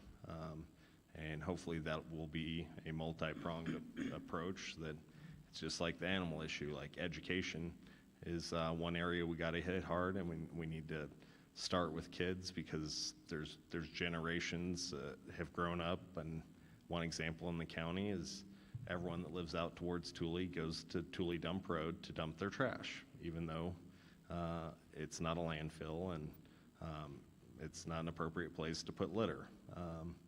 So those are kind of the areas that we're looking at and what we're working on, but it's going to take the community as a whole to get involved and everyone work together to make the community appear nicer and not have these blight issues. You know, some of the few things I personally and several of the other members here have helped with the Alamogordo cleanup. We've volunteered our help on the relief route cleanup. I would really like to get with the city on how they organize some of this stuff. I've helped and put together a few down in Chaparral. Our code enforcement down there have been really good about trying to get dumpsters scattered out for. But one of the main things is we can sit up here all day long and try to talk about it and try to do it, but we got to get the community involved back in it to want to beautify their home, their property, and everything around. So one of the other deals that we've talked about in some of the meetings is trying to get all the law enforcement agencies together. When they see a vehicle running down the road and the back of the pickup's full of trash and it's not covered or not secured, we've got to wake them up on that, because a lot of the trash on the highways is from people who have made the effort to clean up around their house and they're trying to get to the landfill or the convenience center and it's blowing out. So the whole community needs to come together as one. And there's so many rules and regulations now. We've talked with the convenience centers about trying to put a dumpster out outside their gates when they're closed on Thursday. So I just don't understand people. It's easier for them to drive out in the desert, possibly get a flat and everything, and throw trash out in an arroyo than to take it to a landfill that absolutely charges you nothing and there's a dumpster you can back right up to. I don't understand it. So Otero County, Alamogordo, that's where we need to really pull together and beautify ourselves, because one of the first things that people see when they drive in, it doesn't matter whether they come from El Paso, Las Cruces, or from Carrizosa. When they see the highways, when they come in and all the litter, trash, the abandoned mobile homes, you name it, they're not going to get a good impression on Alamogordo. And Alamogordo is a beautiful place to live, so that's the impression we need to get going. So this is one of my biggest pet peeves, is the cleanup part. So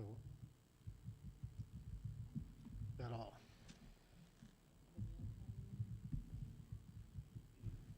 Well, in the county, we've been trying to clean up some of these properties, but it's very expensive. I mean, these old abandoned mobile homes.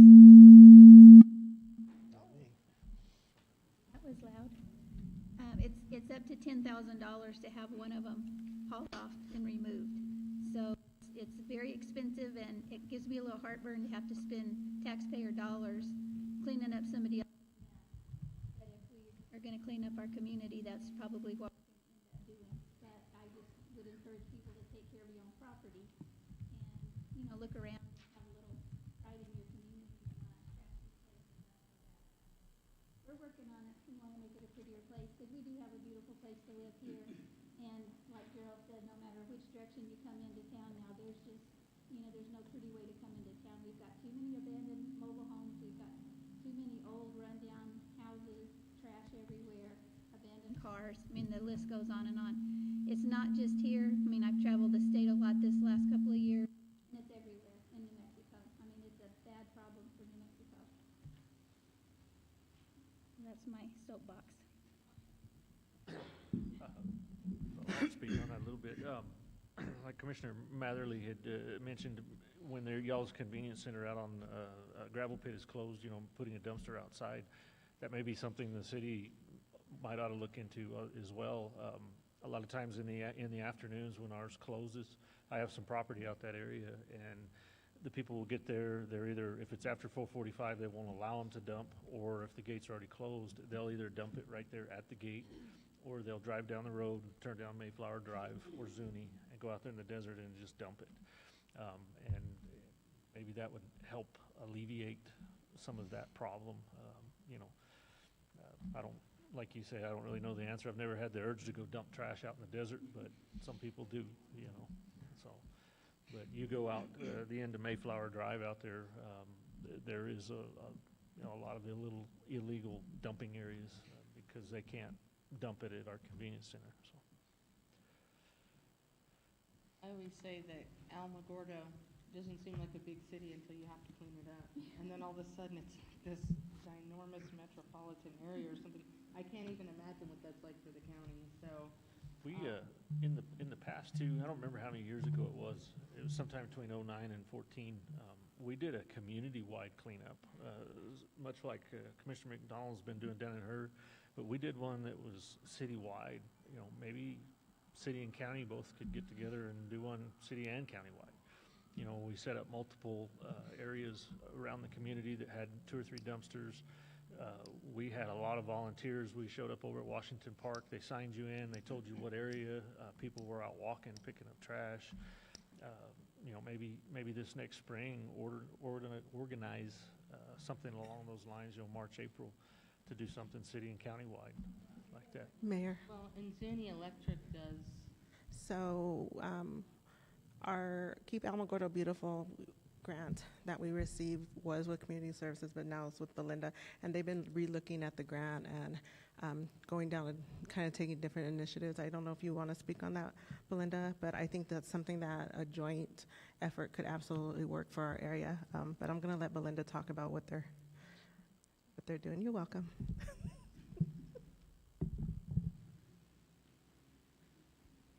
Commissioners. I'm Belinda Bass. I'm the Director of Parks and Recreation for the City of Alamogordo. We have the Keep Alamogordo Beautiful grant, which is a subsidiary of Keep America Beautiful. We get a grant every year, and we help provide the materials, the bags and trash grabbers and things like that for the bypass cleanup that you spoke about earlier. We helped Commissioner McDonald with trash bags and things like that for her project in her district earlier this year. And we're always looking for better ways. We have adoptive spot programs, things like that, that we're working on right now. So if anybody has cleanups that they want to do, we're all in for helping to organize those things and provide trash bags and grabbers. And we also have a youth program. So youth organizations can sign up with us, and then we actually pay the youth programs. They can treat it like a fundraiser. So we can pay them to come pick up trash for, or do different projects. And I think the public schools was going to be here, but I don't see anybody from the public schools. But we're trying to get the word out to the youth groups because that's about $300. And it doesn't seem like a lot, but when you have like the swim teams, the soccer team, you got 10, 20 kids to pick up an event and they get $300 to do it. It doesn't take them, but a couple of hours. But we haven't had the participation from the youth groups. So we're trying to reach out to the different I know we reached out to the director of athletics, but we're going to try and reach out maybe just to get it out there to the youth groups because it really is a program designed for the youth. So. Reach out to the 4-H kids. Yes, we have let them know. We've sent out flyers to all of them. I know that the 4-H has a lot of their own things that they do, so is FFA. But yeah, we've let them know.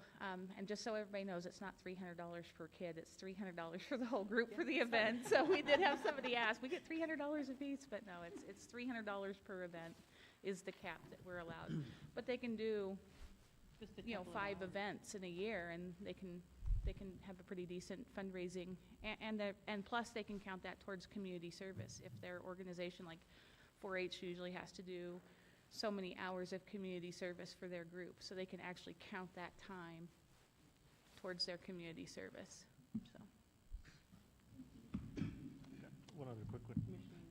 This is probably something that the attorneys would have to talk about as well, but, 10 or 12, 15 years ago, we also used to, I know the county did, but the nonviolent inmates, we used to utilize them to walk the bypass and pick up trash, fill potholes, that kind of stuff. I don't know, I think Otero County actually had to implement that program. We didn't have authority over it, but Otero County did. Maybe we ought to look at, if we can't, the nonviolent ones, maybe chaining them together and using them to clean things up. Of course, since COVID, we stopped that program. Part of the reason we are not doing that is our short staffing. We just simply don't have the staff to do that. And then another thing we have to look at is what they're in for. If they're nonviolent, if they're violent, what the charges are before we can release them for that. It is something we are looking at again now that we're slowly becoming full staffed again. So we're hoping to see that in the future. The inmates that you use, are they, they're not only y'all's, they're ours as well, or is that something we would have to put into place as well? I am unsure if they are your detainees that we use as well. I'm not sure about that. I can find They out. all go to y'all's Yeah. facility, but they may be ours or yours. And kind of on that same note, we do take people who've been charged and have to do community service as part of their compensation. We do take community service people at the Parks Department and through the KAB program. So we have people working at the golf course, helping at the golf course, and we've had some at the parks helping to do beautification projects. The state roadway right now on Highway 54 from El Paso to Alamogordo, I don't know if y'all have noticed, but the state has contracted out to a company, and I'll see if I can try to find out what that company is, on a cleanup, and they have went through there and have done a fantastic job through that area. This could be something also, maybe the county on some of the roads, some of the areas in here that maybe we contract some of this cleanup out and get it done. There's a lot of options. I'd like to see some of what the fees are, what the costs are, and stuff like that. So I'll follow up and check on that part and see what that comes up with. Well, much like Commissioner Heatherly, my pet peeve is, I said, much like you, my pet peeve is trash. I see no reason for it. I understand if you can't necessarily fix your house up, as long as it's safe, of course, to live in. I understand if you can't necessarily landscape, but what I don't understand is the accumulation of trash, in front, side yards, that kind of thing. To me, I haven't come up with, and I think that for that part of it, it's not really a financial burden to pick up your trash, or to clean your trash up, or stop gathering stuff, or stop hoarding, or whatever it is that they're doing. I'm sure that most of you know that we have had a pretty big push in the city to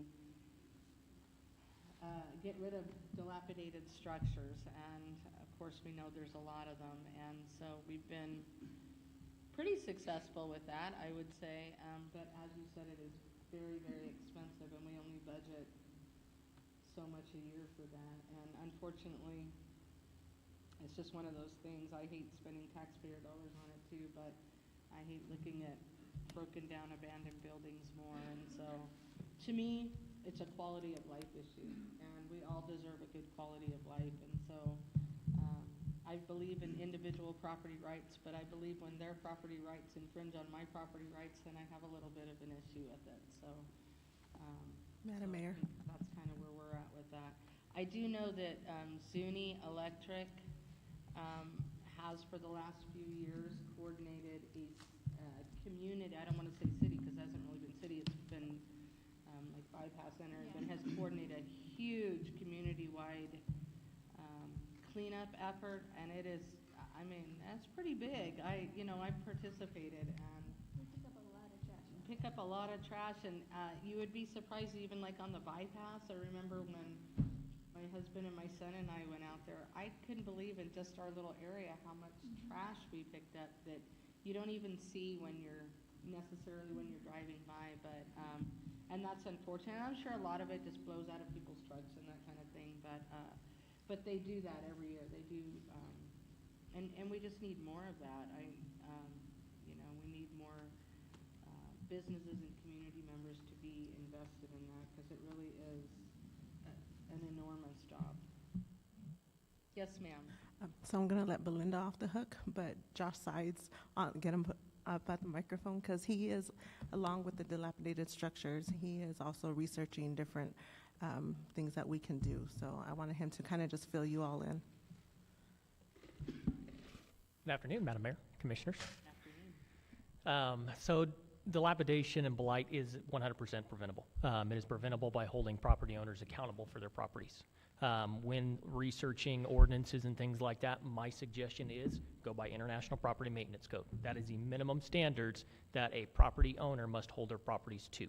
That talks about exterior, interior, infestation, garbage and trash, motor vehicles. It talks about everything in International Property Maintenance Code.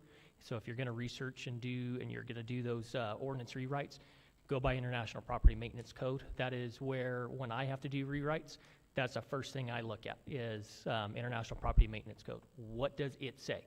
Because that is the code that everybody goes by, or should be going by, is International Property Maintenance Code through the International Code Council, which has several codes: building codes, electrical codes, mechanical codes, plumbing codes. All those codes are in there. International Property Maintenance Code is one of those codes. There's classes on those codes.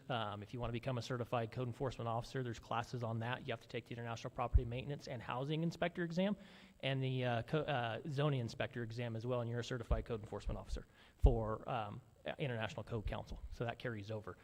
But with blight, some statistics with that, with neighborhoods that have blight and dilapidated structures, they see 3.2 times the amount of drug calls for the police departments or sheriff's offices. With neighborhoods that have blight or dilapidation, they see twice as many violent crimes occur in that neighborhood that police must respond to. That's more resources, not just of having to clean that property, but now you're paying law enforcement officers and attorneys and all that taxpayer money going because of a dilapidated structure that is preventable if the property owner was held accountable early on and going, hey, the paint on the outside of your house is falling off. That's protective treatment. I need you to repaint your house for a couple $100 instead of where we're at right now. I need to tear down your house because it's so unsafe, or I need to tear down your property because it's so unsafe at this point.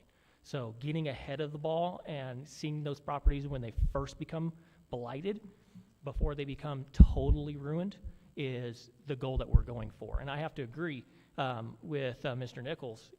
Enforcement through education is our goal. That is the goal of code enforcement. Officers go out, my officers go out and give warnings, and they give warning citations. The last place we want to send them is to a court. We want to work with them. We want to educate them. Here's our ordinance. Here's International Property Maintenance Code, so they can read it, and if they have questions, here's my card with my cell phone number on it. Call me.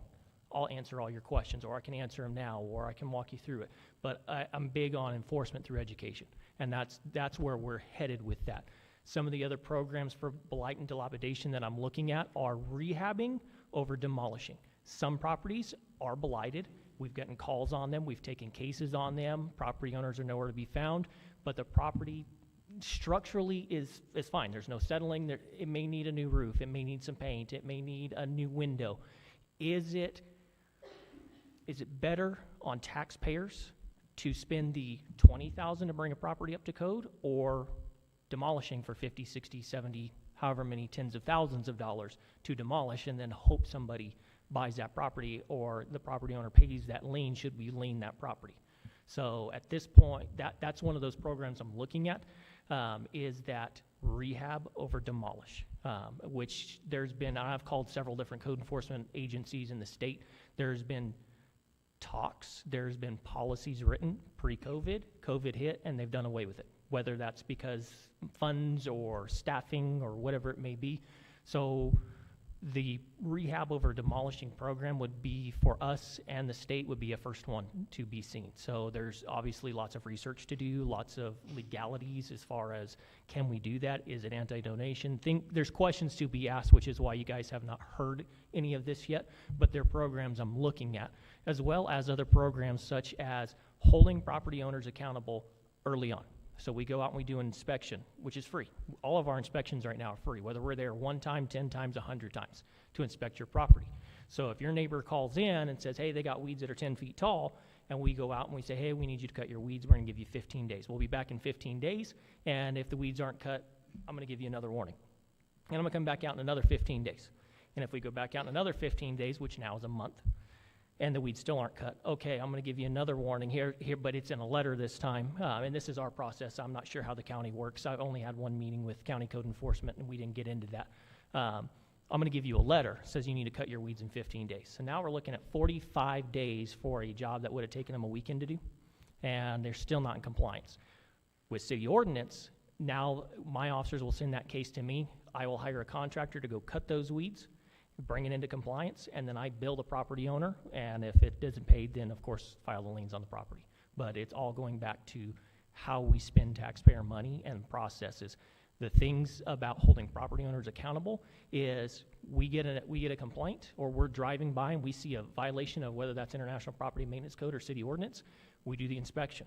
We let you know these are the violations you have, and you have 15 days to correct them. If they're not corrected, we're going to go back out and we're going to inspect. Should we inspect and it's not corrected, we're going to give you another 15 days to do that. And that first reinspection is what we call it. The inspection and the reinspection are both free. After that, we're going to charge a fee for us having to go back out there, which is completely separate from any fees or penalties that may be assessed in any court, whether that's magistrate or municipal. These are administrative fees for us having to go back out there and reinspect your property, because at this point you've had 30 days to do it. So now 45 days. We're at 2 months. We're at however many months it takes, and should it get to court, in municipal court, it can take up to 6 months to get somebody into court. So now you're looking at 7.5 months before the case has even been heard, and then maybe it gets continued, the time waiver's waived, and it gets continued. So who knows how long it could be, because we do have cases like that are in municipal court that have been continued a few times. And so trying to get that established of holding property owners accountable, because everybody wants accountability, but we've got to look at ourselves first as property owners of our own properties, of keeping our properties into compliance with International Property Maintenance Code and ordinances. And if we're going based off International Property Maintenance Code, we all have to realize those are the minimum standards of what properties should be. So those are a couple of programs we're looking at, some statistics, and another statistic just for property owners. Houses within 500 feet of a dilapidated structure can lose up to 9.4% of their property value. That's a huge hit. Take off 10% of your property value, practically. Of course, these are national standards, so it's nothing here locally, but it's still national standards that have been publicated. But that was a huge eye-opener for me when I read that. So if you have any questions, I'll be happy to answer them. Thank you. Thank you. And I do want to acknowledge what Artie said about, I absolutely recognize that sometimes enforcing, and I'm assuming you're talking about people that actually live in their house and the house is in disrepair or an unhealthy situation, but what do you do? And I get that. I totally get that. And I think that's where item 6 is going to come into play, because that's a lot of the problem, I think, is mental health issues. And how do we address that compassionately, but still recognizing that you can't live like that. Not just because it doesn't look good, but because it's unhealthy, because it's not a safe environment for people. And we had a house the other day that that was awful. Wasn't that awful? That was pretty bad. And it was in the city limits. It was right there on Mountain View that we had to declare it not really dilapidated. It really wasn't dilapidated. That was the unfortunate part, is it was actually in really good shape compared to what we have seen, but the inside was so incredibly unhealthy. It wasn't, our officers, they said they were wearing code enforcement officers wearing N95 masks, and it wasn't enough. They had to actually put the breathing apparatus on because it was really that bad. And And so how do you address things like that? And I know that we have people living like that, unfortunately, in the city and I know in the county as well, and that's unfortunate because, you know, they need a lot more help than just a cleanup, so. Anyway, okay, does anybody else have anything? Okay, we want to move on to item 4. I'm sorry, item 5, thank you. Keep me in check. Item 5, a big issue for us, and I'm sure for the county as well. Economic development. Does anybody have any discussion on that? I can start it, Mayor. Reason why we put it on the agenda, so. I can start it, Mayor, and then you, so just, everyone who may or may not be aware, we brought economic development in-house. We had outsourced it to OCDEC, and so we decided to bring that in-house. It's taken us a little while to get our economic development program up and going just because there was a kind of a learning curve of how we need to do it, to kind of look at what our community needs, where our areas are. We've met with the state, and so we're starting to really get going on that. Our priorities, so the state's priorities are manufacturing. And so we're trying to align up our priorities with the state's priorities to maximize money. So they won't do anything but manufacturing at this point. So we're trying to find the other areas of economic development that our community needs. We are also trying to, as some of you may already know, get the 139 certification for our airports. So that's important for various reasons, but it's going to tie directly into trying to develop our industrial park, which is right next to the airport. So there's a lot of money out there for our industrial, for developing our industrial park. Excuse me, I'll go sneeze. Sorry, trying to hold my sneeze. For our industrial park to bring the utilities into it. We have a plan that dates back, I don't know, I want to say till 2012. So we got to update that. We need to get a full-on plan to get that area developed. And that will help us with the state's priorities because the state has said they want to bring manufacturing down here. Go to the other side on the military part, there's a lot of military where they do the component for the airplanes and whatever the military needs.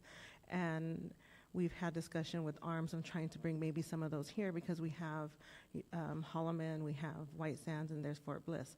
The likelihood of them coming down here right now is pretty slim to none. But if we start developing our airport and the industrial park, then that makes it more good looking to the military. So there's different angles that we're working on. We're looking for land in town. We have our old landfill.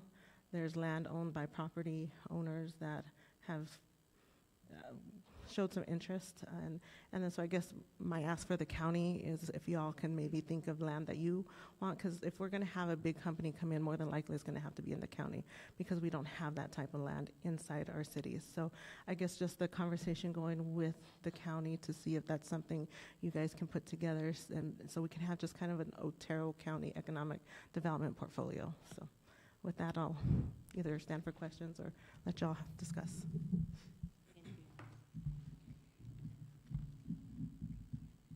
Go right ahead. You don't have to ask me, go right ahead. I would like to see, and I don't know if it would be a city and a county joint effort, but I would like to see us stand up another sawmill in Alamogordo or Otero County, because right now there's a lot of money available for thinning the forest, finally, and it's money for private landowners, but there's nothing to do with the timber, because all of our sawmills are shut down now. And so when I was in the meeting, the last meeting with the Forest Service, they asked, what does Otero County need? And I said, we need log trucks, we need loggers, we need a masticator, and we need a sawmill. I mean, that's what we need to make this work, because with all that timber that we have up there, we don't have anything to do with it. So that would be a huge thing when, I mean, just not that many years ago, we had 2 sawmills in Otero County. We had one in Alamogordo and one in Mescalero. And due to all the restrictions on the Forest Service with the endangered species, they've pretty much done away with all of our logging communities. There's still a few of them hanging on, but not many. But if we're going to get our forest cleaned up, we've got to find a way to do something with the material that we haul out of the forest, because it doesn't do any good to just let it lay there on the ground and rot. So that would be my suggestion, is to try to stand stand up another sawmill, and that would create jobs. It would create a lot of And then it jobs. would help clean up our forest, so, and we need both. Yeah. So. You guys also look into, not only sawmill, but like, probably 10 years ago, Murray Matthews had that pellet mill out there. Maybe look into other industries as far as like wood chips or pellets, something that we can make like that around here. Or I think the closest place, there's a place that had a biomass burner that they could use for doing that, and then it burns off a lot of that older, or the brush and the stuff that's not usable, but, or look into, I know there's a little sawmill right back behind, like Cortez Gas over in that area, maybe look into expanding some of those as well. Yeah, a couple small ones, yeah. But I didn't know the Forest Service was gonna allow us to thin that.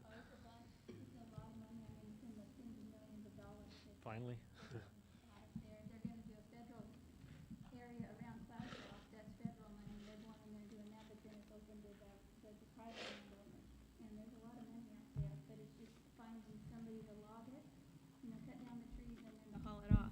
Haul it So down the hill, yeah. That's our dilemma right now, is to try to find somebody they'll cut it down and haul it off. So we don't have any big sawmills, huh? No. I didn't know that. Have we Well, approached everything goes Mescalero Paso. about? Everything goes to El Paso right now. They've talked about it. That needs to stop, doesn't it? Okay.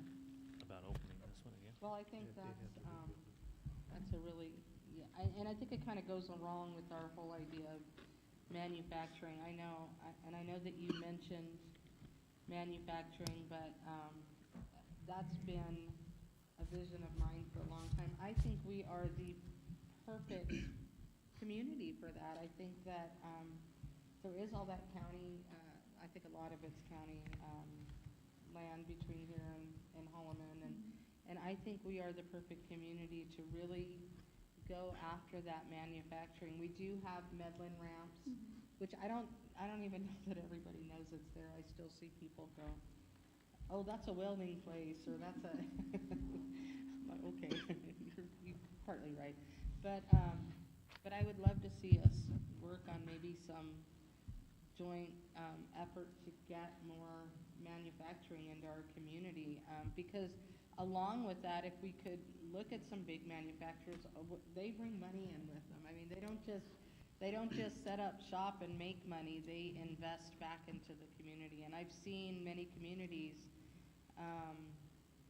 particularly in Ohio and some of those areas, where they have big manufacturers in these communities. You don't really even know that they're there, because it is pretty hidden.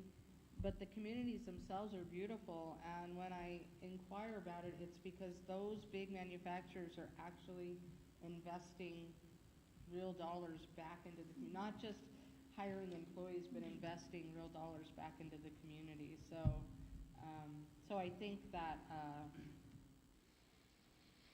that's worth looking into. And I see Nolan over here, who should have signed up to speak.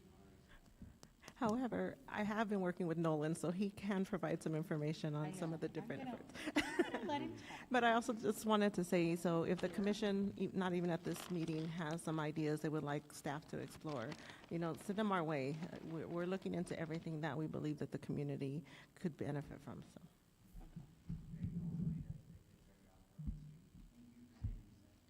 I don't think, is his mic on? Go ahead. Yes. Highly encourage, if we're going to look into bringing into manufacturing firms, some of these big guys, number one is we really have to address our workforce development. Yeah, well, yeah. Going out and trying to get business recruitment right now is very difficult for Alamogordo because of our workforce development or lack thereof. There are a lot of businesses that won't even talk to us right now because we don't have the workforce here, and they don't want to pay to bring it here. So that's a huge one. Number two, I would very much recommend looking into data now from some of these like tax incentives that were given to some of the big manufacturing plants. The last 30 years, bringing in big manufacturing plants, that was the economic development. That's all anybody talked about, and they're still talking about it. And there's so much data right now that's showing that a lot of that actually didn't work. It's been long enough now that they're realizing a lot of those tax incentives, they never even made back into their local economy the money they lost by giving those tax incentives. So I would highly recommend going and doing the riveting reading in economic development journals. That was a joke, it's not that exciting. But go read it, because it's really interesting to see. Now they're learning that some of those things actually bit some communities, especially smaller ones. It actually kind of bit them on the back end. The other thing that I would really love for the county and the city to kind of look into is right now, New Mexico at the state level has a lot of money to give out for promoting outdoor recreation, okay? And that's not just building the infrastructure for outdoor recreation, that's creating programming, that's even marketing your existing outdoor recreation. There are funds available for that at the state level.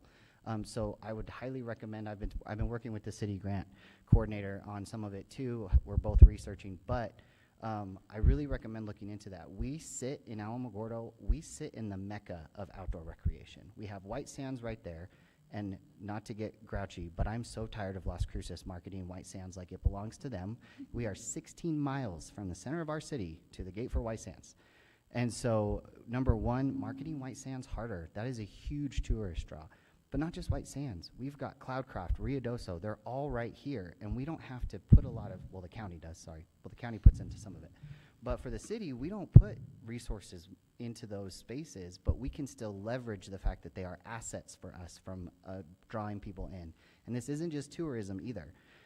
Right now, some of the biggest and most popular economic development plans are trying to market to all of these, they're called, I think it's called the cultural class. And what those are the people that are working for Microsoft, medical billing companies, all this stuff that now they can do remotely, okay? They make high-end money, and one of the number one things they're doing is they're flooding out of the big cities where cost of living is really high, and they're taking their $90,000 a year paycheck, and they're moving to smaller towns like ours because our cost of living is so much lower, right? And so if we could find a way to market to those people, entice those types of employees to come and move to our town, then you're pulling in money from the Fortune 500 companies that's being generated out there, but they live here, so they're spending it here. And if you look at the information, if you look at the data, the things that they care about, they're young, usually they're around my age, so either they have families or they're a little bit younger than me, so they're single and they don't, right? So the two things they care about is quality of life. That's one of the number one things they look at, and cost of living. So quality of life being, if you're like me and you have two small kids, probably your education system, right? I want a good education system for my kids. And number two is, what is there to do for fun? Especially if I'm 26 and I'm making 6 figures a year, right? I want to have stuff to do. I need to have nightlife. I want bars, and I want, and this is key, they love outdoor recreation. When I worked as an engineer, I kid you not, I had so many coworkers that would spend tens of thousands of dollars a year just on their mountain bikes. That's not including their souped up Tacomas with their fancy pantsy campers and all that other stuff they put on it, right? They love outdoor recreation. And there's money at the state level right now where we could be marketing ourselves that way. And so it's really this, I encourage everyone to understand we need to have a very holistic view about how we go after this. It's not just the big manufacturing plants. One of the things they found that have happened, especially in the smaller community, is those tax incentives, they sunset, and that manufacturing firm picks up and leaves, usually to Mexico, and now you have an entire workforce that's trained to do one specific thing and nowhere to put them to do that one specific thing that they were trained in. So yes, manufacturing plants could be great. I mean, if we could get a Amazon warehouse here, that would be awesome, but that's not the only thing. And so you have to think about it, it's kind of like a human body, right? There's so many aspects that we need to consider when we start looking at economic development for Alamogordo. And we have assets, we're just, I feel, we're not leveraging them properly. So I'm off my soapbox, thanks for my TED Talk, but I just really, and I'm bothering Stephanie about it a lot.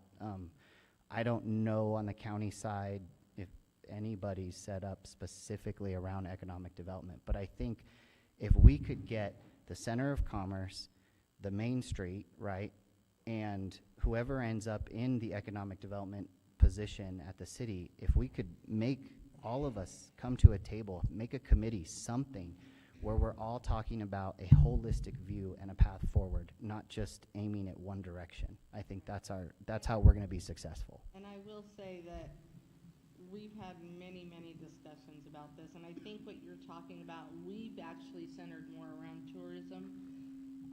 I'll go back to what you were saying about an employee workforce. I was in a meeting the other day, and we were talking about economic development, and I said, you know, I guess I was naive because, like, I don't know, 4 years ago or so, I would have said 100 employees, what is the problem? I don't understand. That should be easy. Let me tell you something. If you don't know, finding 100 employees in Alamogordo is, I'm not going to say next to impossible. I'm going to tell you impossible. It really is. And not that we can't change that dynamic, but it is pretty much impossible. But I think what you're talking about is centering more around tourism, which is another component of our economic development plan. So when I talk about manufacturing, that's just one component of it. I talk about it because I still believe it's going to work. I hear everything that you said, but I still believe that it can work if we get the right people in there. And the right type. I would not be upset if we never saw another call center again, but that's a whole other discussion for another day. But I would say that you're really what you're centering around is more tourism. And in terms of tourism, we spent a lot of time advertising just what you said, Ruidoso, White Sands, all these other places. And my frustration is why were we spending all our tourism dollars advertising for everybody else when we have so much right here in Alamogordo that we need to be focusing on, and one of the areas is Main Street, of course. Yeah.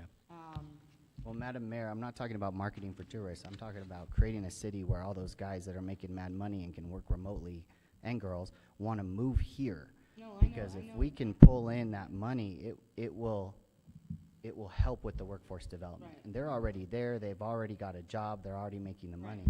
Let's bring them. Let's figure out how to attract them to live here. I think that is where, based on all the reading and everybody I've been speaking to that's way more knowledgeable than myself, that's really where people are seeing huge amounts of success. And One so of the things that I said during the pandemic really was that if we figured nothing else out through this, and I don't really think a lot of good came out of it, but one of the good things that did come out of it was that we figured out you don't necessarily have to live where you work. And I've said that, how many times have I said that? I've said that dozens of times because it's true. We see a lot more remote jobs now.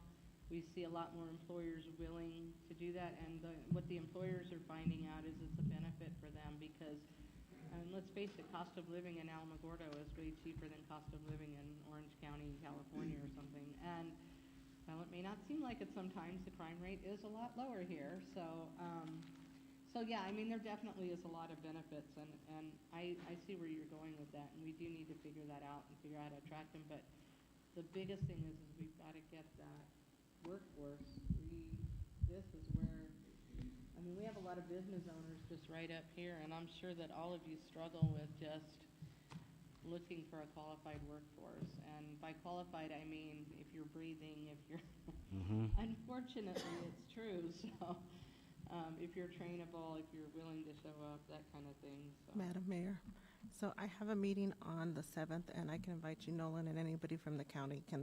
I can send the link out if somebody wants to go. It's called Make My Move Alamogordo, where they target exactly those people who work online to move down here to a community that is cheaper. So we actually have that meeting going next week. So if anybody's interested, you could reach out. And when is that? Election Day, November 7th. I did not hear that. November 7th. Oh. Madam Mayor and Commissioners, one thing that I think would be good to look into, I don't know if it's still a thing, but it's called a microplex. Getting a designation as that. A population of 50,000 is kind of a magic number for getting companies and corporations to come to an area. In 2003, Clovis and Portales got themselves designated as a microplex, allowing them to get their populations counted together to attract businesses. And if you go to Clovis, you'll see that they have way more restaurants and businesses than we do, which doesn't make sense because we're on par with them, and Holloman's bigger. And so I don't know if the population of Otero is 68,000. A significant portion is down in Chaparral, so we probably couldn't get it counted. It's too close to El Paso, and the microplex description creates a hub within a 60-mile radius. So if we could explore what's within 60 miles and talk to the different villages and communities and work towards that microplex designation, it could be something that could help us out. Yeah, and I've heard of that, and I think that actually is the key, is that don't just look at Alamogordo or Otero County necessarily, although Otero County better, of course, but a lot of all these surrounding communities, they're not, we have Hobby Lobby. Where do you think people from Ruidoso are going if they want to go to Hobby Lobby? They're going to come here, right? And so I think those are some of the things that I wish they would consider, or maybe they will consider, or maybe we need to get them to consider. I don't even know, but I think I think that I think exactly what you just said, that we need to maybe be a little more proactive about that. And I'll just add, following up on what Stephanie said, I am one of those people that work remotely. I unfortunately don't make mad money. I wish I did. But just in my company alone, I am noticing, they're based in the DC area and they're slowly moving westward, northward, southward. So it's happening, but there's also a trend where certain companies are starting to fight back against that and pull them back into the offices. That's happening more in the Bay Area, and then there's other companies like mine who are embracing it and basically becoming a virtual-only company. So it's definitely something we could tap into, also bring in younger workers. So I'd be happy to be a part of that meeting. Perfect. And then I just wanted to mention, we have that Placer AI software, and one of the reasons was, yes, for the tourism piece, but it's also the economic development, where it's a awesome software. Some people say it's creepy, but it's pretty awesome, that the flow of people, but it also shows how many people come through our community. I don't know the exact dates, but it was like 500,000 people were in our area. That's just come through. It's showing us the flow of how people come and how we can attract them, the ages, the incomes. So we're using that, and I did look at the microplex, and I haven't researched it more, but I'm glad that RB brought it up, because that's something we definitely need to explore. Yeah. So for the county commissioners that don't know, we have a software that I'll use the Balloon Fiesta, for example. We could tell you exactly how many people were at the Balloon Fiesta, and when they left, where they went, and who went where, and it's a track. I know it's a little it's a little scary. It is. So, but it tracks your cell phone movement, is what it does, and it's a double-edged sword, because I am super uncomfortable even talking about it, but at the same time, I absolutely love it, because we know how many thousands of people were at our Balloon Fiesta. We know how many people, went to McDonald's afterwards or whatever, and so it's good information to know, especially for what RB was talking about. We can actually provide some good numbers, some good data, but at the same time, it is a little uncomfortable. I'm like, oh. Any questions for me? Okay, does anybody else have anything?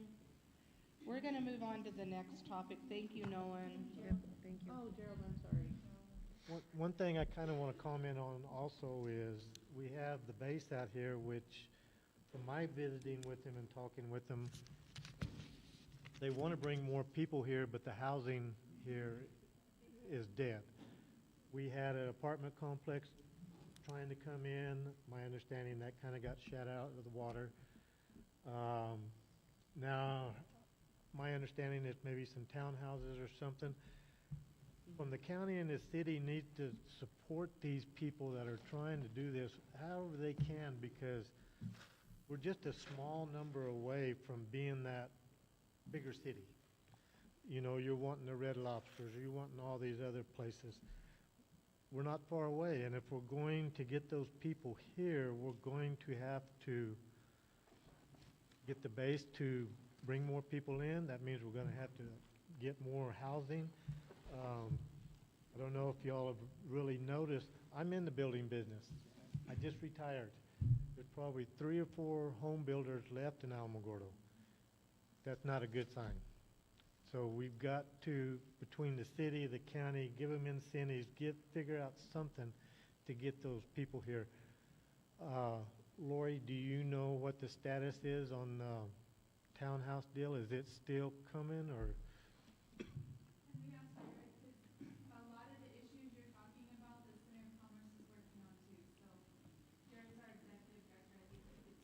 She's asking for Jared. Madam Mayor, Madam Chair, Commissioners, first of all, I just want to say thank you so much for putting this together. This is something special. I think it's an unprecedented time, and for our community leaders to come together to work through solutions is really remarkable, and I personally just really appreciate that. And on behalf of the Center of Commerce, I guarantee they feel the same way. So just a little bit of clarification. I can give you a little bit of update. You know, the Center of Commerce is that entity that we receive a lot of information. There's a lot of information that flows through the Center of Commerce, and our priority obviously is to support our small businesses. But in order to support our small businesses, we have to make sure that we bring in growth and that we support growth. So I think all of the things that we talked about today are very, very valid. Commissioner Matherly, in regard to your topic, I want you to know there's been a lot of work to put in towards bringing these new apartment complexes to Alamogordo, and I believe that has been approved by the commission, and the final drawings will go in front of the commission in December. I believe it's on the agenda, or it will be soon, and construction will begin around March or April. So that's a real deal. That came to fruition. I know that we're working with some other project manager contractors throughout the community to relook at our ordinances that we have. And I think the one thing that we can all say in Alamogordo, those that love Alamogordo so much, like myself, is that the reality is if we keep doing the same thing, we're not going to get better. We're not going to grow. We're not going to be prosperous. We cannot continue to do the same thing. So I think that it's multifaceted in our approach. The housing issue is obviously a problem. I can tell you that I had a meeting with Command yesterday at the 704th, and we had this very conversation. I think if I could ask, my one ask today after talking to Command is just a reality, is that Holloman Air Force Base is the lifeblood of this community. It provides $400 million worth of economic impact per year. So it is truly the lifeblood. But the one thing that we talk about the F-16s and we talk about the Reapers, we talk about that, but what we don't really talk about is the 704th. And the 704th right now is so incredibly important. Y'all are seeing what's happening throughout the world, and it is a real thing. There is a real threat. The 704th has the ability, if you don't know, they're the test track group, and they are in the process of developing hypersonic test weapons. That is a real thing. The reality is America is behind, and it could potentially be their responsibility to catch back up. It's a big deal. But the reason it's a big deal tonight is because they need support, and you know that government agencies cannot lobby, right? But I can. The Center of Commerce can, and we will, because that is for the greater good of our community. What their ask right now, just so you know, is that there is congressional money. There is obviously a high alert throughout the world right now in the development of hypersonic weapons in particular, and Holloman Air Force Base has been identified as one of those entities, one of those facilities where we could actually grow and expand that test track. In fact, there's a couple different plans that go along with that. So, but that's up to a possible congressional delegation, money flowing that way, up to $1 billion. And just so you know, Holloman Air Force Base is one of 3 particular facilities that's been identified.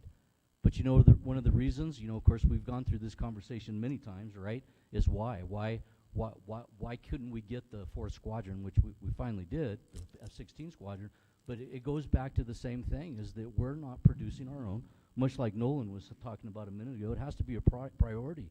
And if we want these big entities, if we want big money to come into our community, we better start changing. We better start developing our own. We better build the infrastructure so our fire has the facilities that they need in our police department, and it all goes hand in hand. But the idea of us talking, I think we're past that. We've got to come to the table, and I appreciate working with Stephanie and the new manager. We've already been working together to really come up with some solutions that are going to enable us to push this to the next level.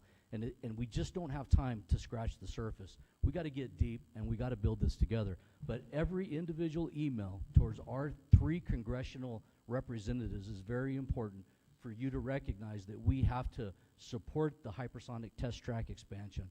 That is my ask today, and I would ask you to do the same thing. But housing is coming. That's a long, you're brave to give me the mic, but I appreciate that. Giving me the mic 15 minutes before 5 o'clock. I appreciate it. I said, oh, we're all in trouble now. Does anybody have any questions for me? What I will say is I was a little under the weather last week, but I do remember sending you, do you remember that email I sent you about some housing? I'll get back to you all on that, but there was something with the state about housing, and it's some kind of a committee, actually, and they're going to be, if I find it, I'll just send it out to everybody. But they're going to be in the area, they're meeting, and they're going to be in the area. I want to say in Las Cruces or something. Is that right? But I wasn't sure what it was. I generally was not feeling good last week, but I do remember seeing it and sending it to Stephanie. But that's okay. We need to move on, but I was a little surprised to find out that the state even had this particular committee, but it was all centered around housing and housing development, if I'm not So, mistaken. Madam Mayor, if I may just kind of add on to that. So what I've heard through my conversations, one of the, and I think maybe Commissioner Matherly and some of our other contractors on the board can recognize this, but one of the biggest reasons that we can't get multiplex type facilities for housing is because they don't have any comps. There's no comps. The last comp of that magnitude in Alamogordo was 20, 25 years ago. And so that's a lending problem. But I believe that this deal with our newest contractor, Mr. Valencia and his team, is going to give us the ability to have comps so we can bring in other, and of course, it's not the greatest time to, I guess it's a good time to lend money, but. Yeah, he used a lender, he's using a lender out of Texas, and they are allowing him to use comps from, like Santa Teresa or some other areas where he builds. So that's how he's. I believe that's a good start. Yeah, so I think that's how he's been able to do that. And as Garrett said, once those go up, then we will have those comps, and then hopefully it'll be the first of many. My hope is that these townhomes go up, that other developers are going to see how quickly that, because I'm pretty confident they're all going to be rented out before it's finished. So my hope is that other developers will see that and see that there is such a strong need. I think the biggest issue is BAH just went down, and so that's been a barrier for the military for renting. And what the developers want to see when they're looking at rents and that kind of thing is, of course, they're wanting to see what their, obviously, are they going to break even, what their profit is, that kind of thing. And when they base it on BAH, which I don't, then I do believe it's a little bit of a barrier, but I still believe we can get around it. So. But thank you. We're going to go ahead and move on unless anybody else has any questions. I know this last topic is why a lot of you are here, because I recognize you and know what you do for a living. So, Kim, how are you? And so I do think we want to touch on this subject. And it is mental and community health. And this is one of those hot button topics for sure. But a critical topic too. So does anybody want to start that discussion? Or? I'll start. Okay. So last week I toured a facility here in town, Kids Inc. Never had a clue what all they did in there. Totally amazed.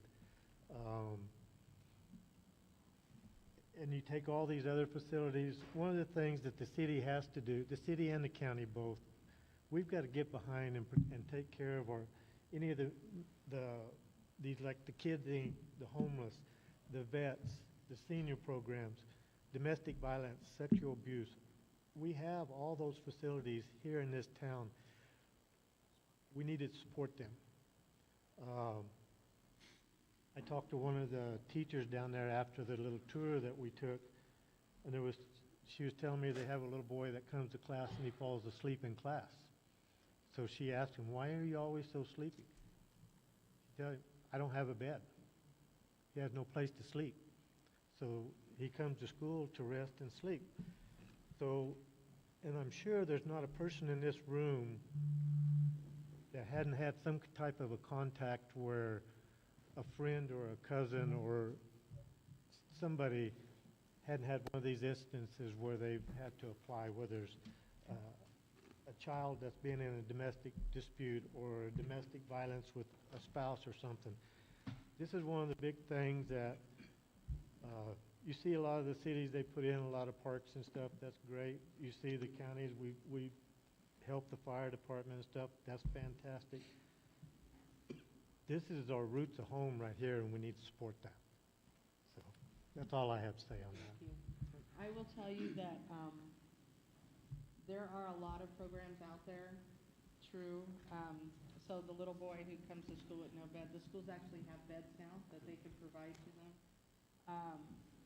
A lot of us work in this all day, every day, and we recognize the barriers to learning and that the resources are not enough. And it's not that the resources aren't there, it's there's not enough. And I've said before, it doesn't matter how much money you put into it, it's never going to be enough. There has to be a better, it's really going to be a multifaceted solution. But in terms of the Center for Protective Environment, that's actually a city, I want to make sure I'm saying that right. We provide that building, basically, and we work with them to get grants, and that's how they expanded. And so we do actually work pretty closely with them. Kids Inc., I totally would have been there last week, but again, I was sick. But I've toured the building before, and it's an incredible facility, and they do really important work there. I agree with you on that. I think, and you know, obviously, everybody knows that I run a nonprofit as well. I am not a mental health professional, but I don't really have to be to tell you that our biggest barrier for homelessness is mental health. It's a mental health issue. We are not equipped to deal with that. A lot of people aren't. We are certainly not equipped to deal with it, but I have had to learn how to deal with it quite a bit. When you have, you know, people coming into your building and they're laying on your floor, they're screaming at you because you can't help them, or I mean, you know, and it's not fun, and I know that I have to tell myself, Susan, they're mentally ill. They're mentally ill. You need to love them, and even when they're pretty unlovable, and they are. I think the issue now has become, I'll just give you an example. My daughter went to she threw a, I don't know, gender reveal party or something for a friend of hers, and they were at Kid Zone, at our park at Kid Zone, and a guy like crashed their party, and they were like, who is this guy? Well, he wanted a cigarette or something. Well, they gave him a cigarette kind of hoping he would go away, and so he kind of went away for a little bit. Well, that was probably a mistake, because then he came back and he wanted food, and then he wouldn't leave, and he was kind of giving him a hard time. And my daughter, who grew up in Alamogordo, said, Mom, I was so uncomfortable. She said, I was uncomfortable. I did not want to be there. And I think that's the issue. So what do you do with that? Because there's probably some mental illness there that has to be addressed, but you want to be compassionate about it. And you know, everybody has the quick fix, but it's not a quick fix. It's not an easy solution. It is really pretty difficult. And I know that there are a lot of people right here in this room and in this community that spend an awful lot of time trying to solve this issue. And I'm honestly not sure what the solution is. I will tell you that, and I don't know if my fellow commissioners feel that way, but I feel like we're having an awful lot more homeless people on the streets. I had to call Stephanie the other day, and I said, did you know there's a tent at Indian Wells and Scenic, and it's just like sitting there? And apparently it had been there for a week and nobody said anything, and I'm like, why is there a tent there? And that's how bad it's getting, like, and then you go, okay, so we have to move this tent because they can't be like camped out on city property. So then you look like you have no compassion, right? But the truth is, people go that little tiny extension on Indy Wells and Scenic where people think they have to make the U-turn. That tent was right there, and I'm like, can you imagine if it was like dark outside and somebody went to make a U-turn? They would have hit that tent. I don't know how they didn't. And so it's really a safety issue too. And I don't really know what the solution is to it. I know that it's uncomfortable because you do want to balance compassion with really what our laws are, which concerning mental health in our state are pretty, I don't know, they're not great in my opinion. So I don't know if anybody else has any comments on that. Yeah, and I think, so we don't have anybody signed up for it, but I do think we need to hear from some people. I see Jeanette here. Do you want to start us off a little bit? If we could keep it to like 3 or 4 minutes. I'm sorry. You know, it's 4:54 and Halloween. What can I tell you? So. I'm just kidding. Okay, so there's a couple of different things that I've been hearing throughout the meeting that I wanted to address in terms of mental health. So, and for those of you who don't know me, my name is Jeanette Barunda. I run the Mobile Crisis Response Team, and I'm based out of the Alamogordo Police Department. So this is my job day in and day out, is to work and respond to mental health crises. So when we were talking about the violence, I heard that comment made. You know, that is one of the myths, is that people who are mentally ill are violent. It's actually a very, very small percentage of those who are mentally ill who commit acts of violence. So I just wanted to address that. Now, in order to, I'm a firm believer in that in order to solve a problem, we have to go back to a why, right? You have to go back and do a root cause analysis and figure some of this stuff out. And the very easy answer, the root cause analysis stems back to the 50s, actually, with an executive order that President Eisenhower put out, which was to move mental health treatment into the community. And so to take away what they used to call insane asylums and put that catchment out there. Well, that catchment existed and it still does, never existed and it still doesn't. We do have community mental health agencies, but they are severely underfunded. And that's one of the reasons why we are unable to have the staffing that we need for those community mental health agencies. So when we are looking at treatment for mental health, people have civil rights. That's also come up several times, right? People have civil rights, and we can't force treatment on people. So if I have a mental illness and I don't want to take my medications, by law, I don't have to. So we have that issue out there as well. Now, there is a program called Assisted Outpatient Treatment. We do not have that in our county. There are 2 counties in New Mexico that have that. Doñana is one, Bernalillo is the other. Now, what New Mexico did is put a Band-Aid on that issue because we don't have that, and we have treatment guardians. A treatment guardian can make psychiatric decisions and psychiatric medication decisions for somebody that is deemed incompetent and a danger to themselves or others, and a judge has to make that determination. So we do have mental health court in the hospital, but we don't have that within the 12th Judicial either. And that is something that several of our judges here in the 12th Judicial are very passionate about, is getting a mental health court. And then at that point, we can implement assisted outpatient treatment. And what that does is mandate people who do have a mental illness, who are proven to be a danger to themselves or others. And we see these folks, right? We see the folks who walk into traffic. We don't want them to get hurt. We don't want the other people, the other citizens to get hurt either. So by implementing assisted outpatient treatment, that would be a great thing for our county, as well as the mental health court. And I know that Audrey Hukari, did she just leave? She just stepped out. Audrey Hukari has put in 2 grants in the past 2 years to get assisted outpatient treatment so that we can get it implemented here. But it's a two-prong approach. We need the mental health court, and we need the Assistant Outpatient Treatment Act. In addition, one of the other things that I'm working on a committee with the Council of State Governors project on criminal justice system and the mentally ill. And through that, we have already submitted one report to the legislators and the representatives for the state of New Mexico based off, it's a statewide group of folks who are working on this project so that we can better the court system for those with mentally ill.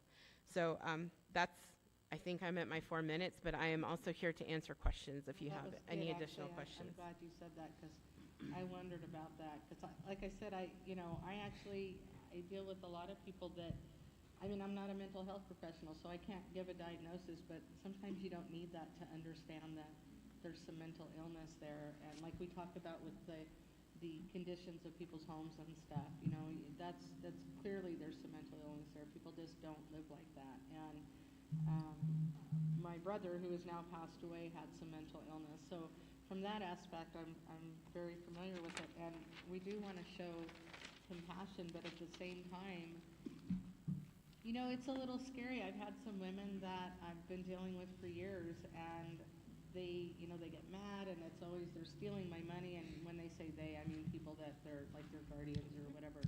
They're stealing my money and blah, blah, blah. And for me, I'm always worried that, you're going to be walking around outside at night as a woman in a park or whatever, because you don't know what's going on half the time, and someone's going to assault you. And I can think of one in particular, and I know you'd know who she was. And I'm sure that that's happened literally dozens of times, that she's been assaulted and can't even tell you that she's been assaulted because she's just that mentally ill. And it's terrifying.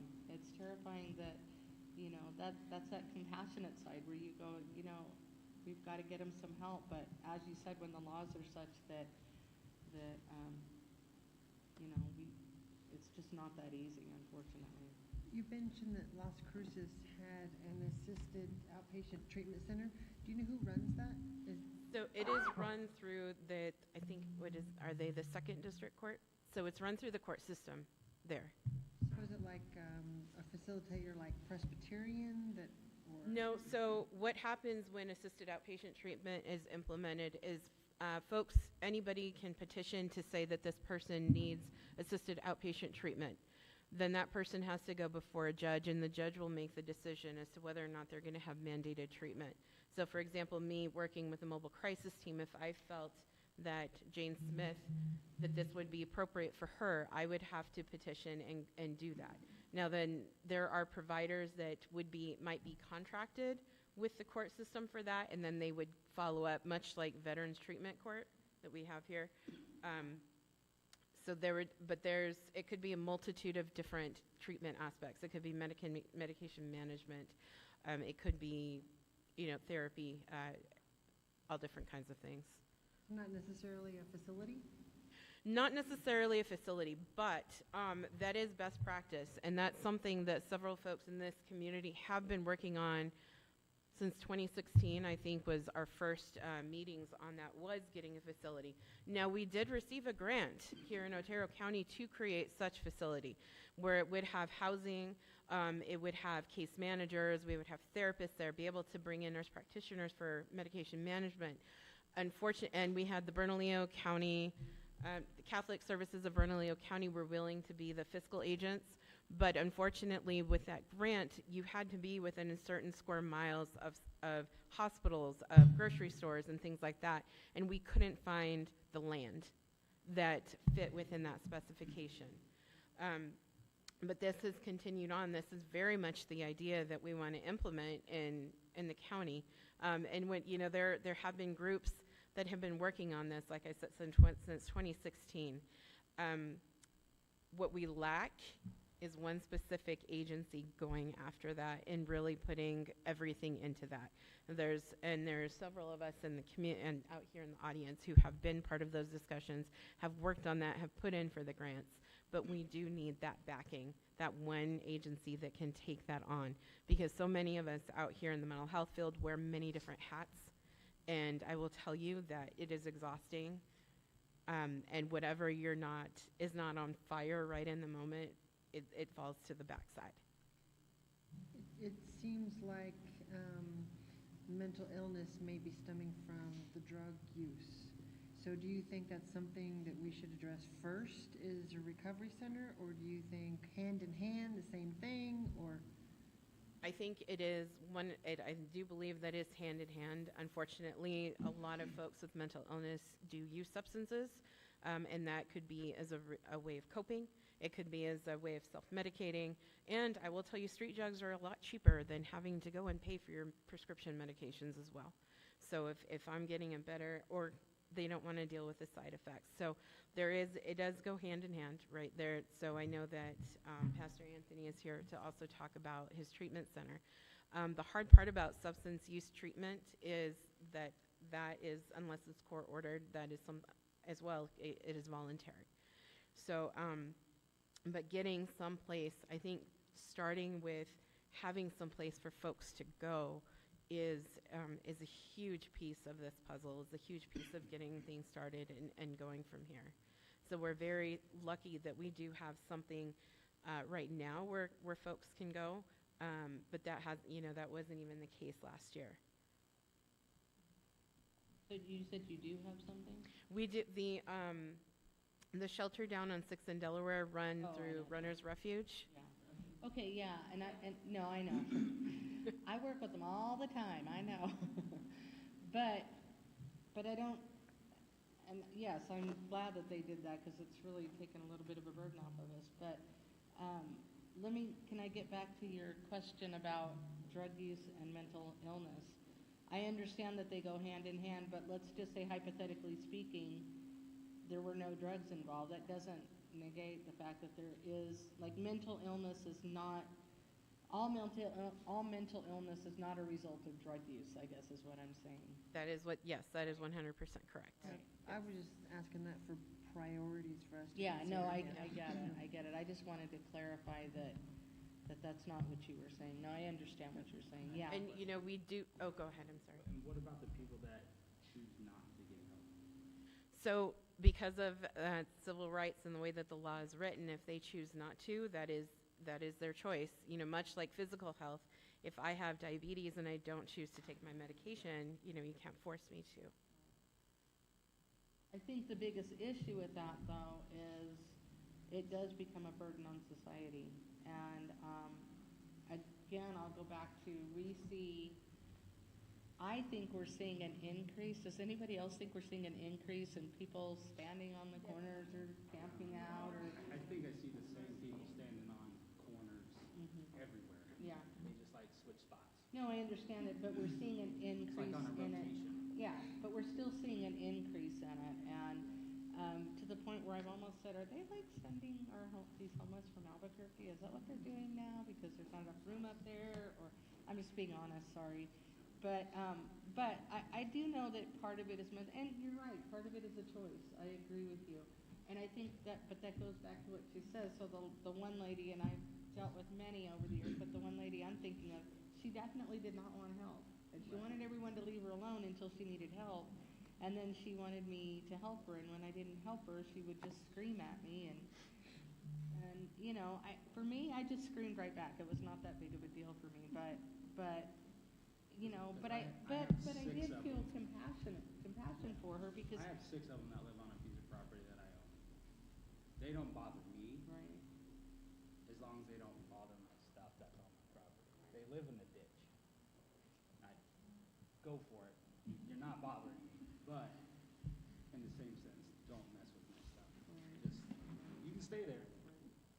Just do what you got to do, but other than steal my lumber, build shelters.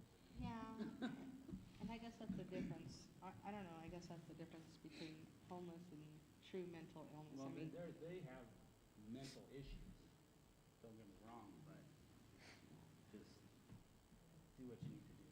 well, I think it's a good conversation to have. I really kind of what you just said is that we really, as a government body, there's really not a lot we can do. Well, I will say the other part that Commissioner Barello reminded me about is that we do have the opioid settlement money that has come into the county, right? So that is something that is to be used for substance use, to battle substance use in our county. So there is something that we can do within the county with that money, and we just have to decide how it's going to be used. Do you know roughly how much of the homeless population here uses substance? You know, I don't know. Do you? It's a pretty high percentage.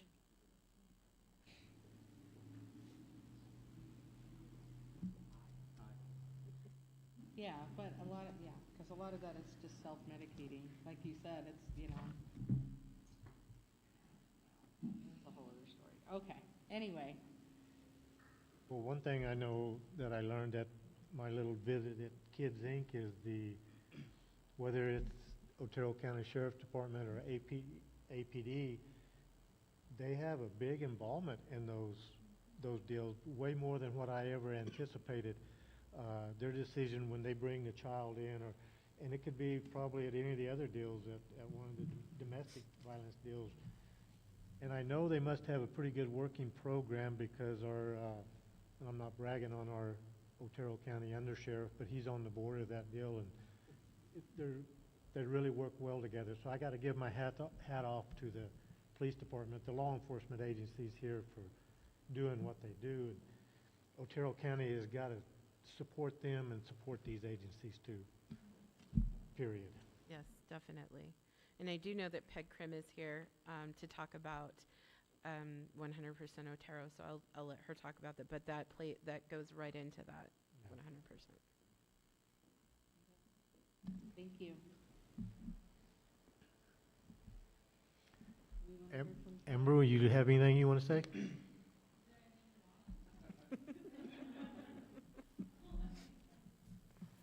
So just on the topic of mental health, so as you know, Otero County through the department that Amber Mayhall, Otero County Healthcare Services Director.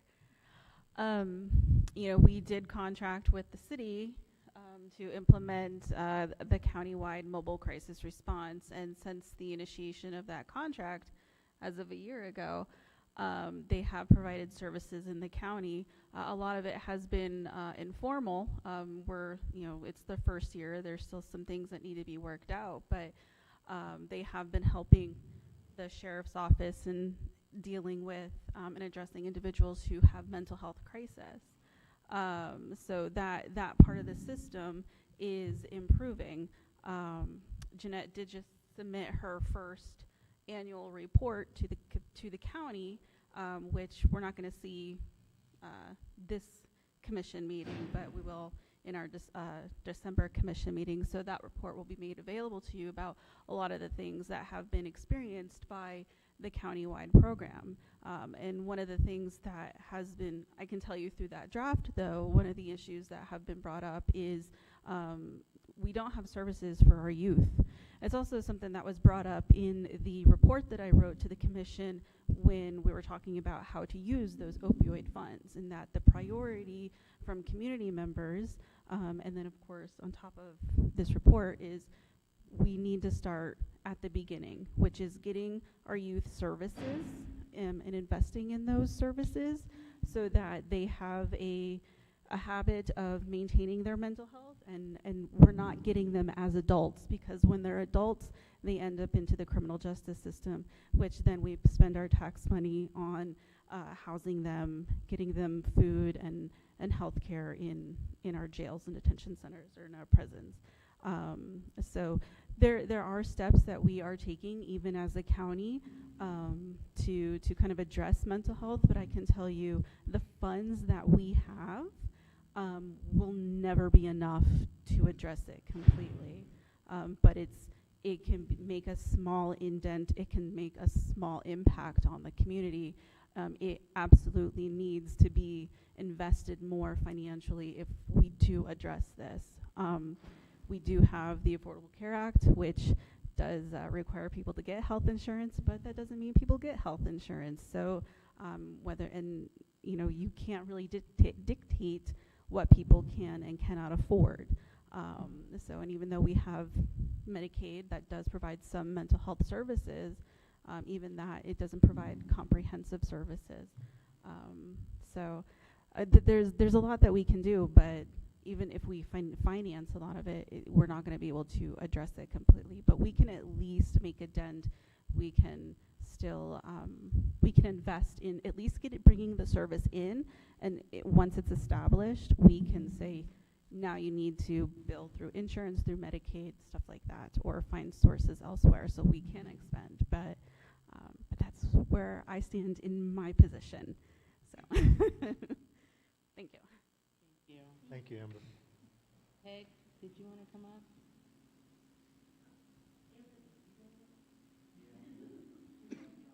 Okay, but you don't look like Peg, so. So I'm going to put my timer because I'll preach to you and do a sermon and do altar call at the same time. You know, we're not from here. You know, it's crazy how fast time has gone. You know, we're coming in our 9th year that our family has been a part of Alamogordo, and we love this city so much. And somebody asked me the other day, they said, you know, why are our shootings going up? Why are overdoses going up? Why are so many things just happening in the city? Like, people that have lived here their whole life are seeing such a dramatic change in this city. And it's simple. It's drugs, and it's alcoholism. And it's like one of those things that we just want to ignore, you know. Oh, well, I mean, if it happens, it happens. But the reality is it's happening more than we can count. I don't know how many calls I've been on from suicide that contributed to alcoholism. And I think that I would love to see in the future a great detox recovery center here in this city, because what it will do is it will give people at least a fighting chance to make something of themselves and to break these generational curses that have been plaguing their families for such a long time.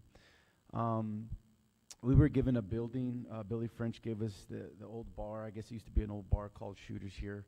And so we have that building now, and we did apply for a $1 million grant, which we did not get. So we were out $5,000, and so it's just kind of been there. And I've been thinking of what to do with it. And I've been traveling a lot, speaking at rehabs and seeing how people are doing it out there. And my thought is to bring a rehab center here that is already established somewhere else, whether it's California, whether it's up north somewhere. We were even having a rehab center came out and toured the facility that I was actually a part of, that I went to rehab. But he ran into some problems with the licensing. And so now we're looking at some other ways to bring a company out here, because my thing is that we have the building, we have the property, we'll give it to you. Like, I don't even want any money from it. I don't want no percentage, like, because I believe that in having something here for recovery and detox, it would not just help people with the fighting chance, but it'll help the court system. You know, instead of sending them to prison or to jail, they can send them to a mandatory recovery center. Not only that, but, you know, the police officers also, if they're running into people that they've, you know, continue to arrest, you know, it's something that they can let the people know about.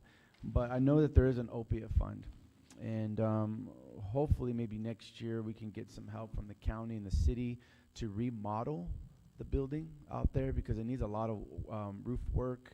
It needs a lot of work with the structure.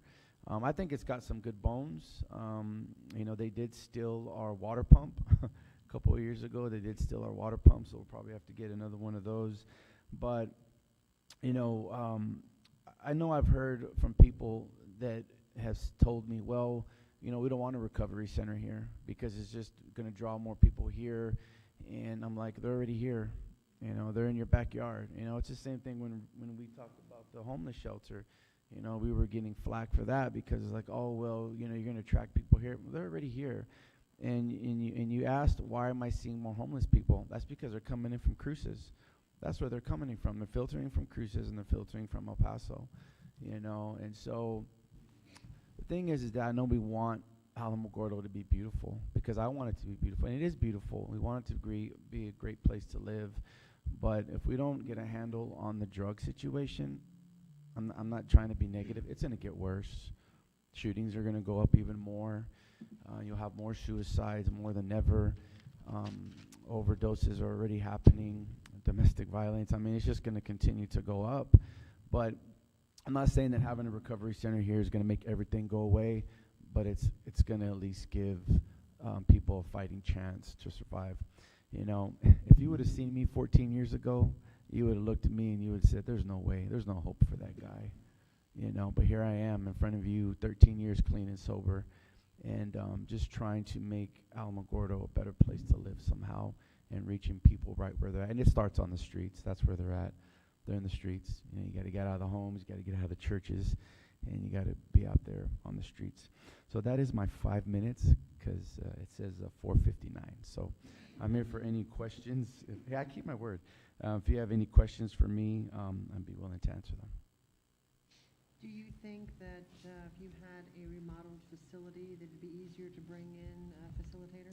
Absolutely, because that's one of their first questions is, you know, it needs some work, you know. And so I think when Director Charlie came out here from Homeward Bound in El Paso, he says looking about between $400,000 to $500,000 to do a remodel, and that's to help with the roof and just everything else that's going on in there. So, but yeah, I do believe that, because we're talking to a company now from Carlsbad, and that was his first question, you know, what shape is the structure in? So I told him it's going to need some work. It's really going to need some work. And, you know, talking to some of these people is that, you know, they want me to be the director of the place, because they're like, you're there. You know the people, so we want you to run it. Because the reality is that usually somebody that starts something like this, like let's say if I were to start it or Rich were to start from the ground up and we had our own program, something happens to me through death or whatever, you got to have somebody right after that that's really going to have a heart for recovery. If not, it'll fizzle and it'll die out. You get a company in here that's already established, that's been doing it for years. This will be in the city of Alamogordo forever, for a very long time. Any other questions? Do you have to have medical? No? Do you have to have like a medical director or something? Yeah. So here's the thing, it won't be faith-based. Because I know that was another community's concerns, like, oh, well, you know, why does it always got to be faith-based? But you can implement spirituality there. And a lot of the rehabs that I have toured, you know, they're just like, I'm like, you let them have Bible study and talk about Jesus? They're like, absolutely, it's part of the program. You know, so that would make the city happy, knowing that it's not going to be a faith-based program. Is the facility, and how many people would it house? So we were looking at about a 20-bed facility, 10 men, 10 women is what we'd be looking at. You're looking at about a 7 to 8 day detox, and then they would be able to stay there at the facility for 31 days. To go through classes, to go through treatment, counseling, and then if they need more treatment, obviously we can send them somewhere long-term. I know Runners Refuge has a facility up in Texarkana, bless you, up in Texarkana that we'd be able to send them up there if they feel like they need more treatment. Yeah.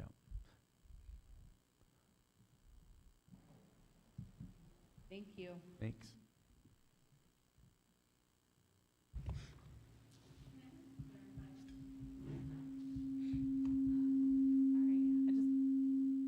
Clarify one point that was kind of briefly brought up.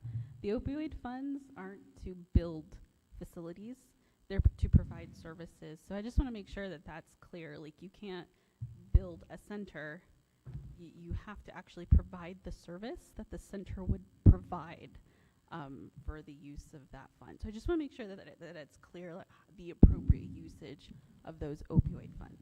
That's all. Thank you.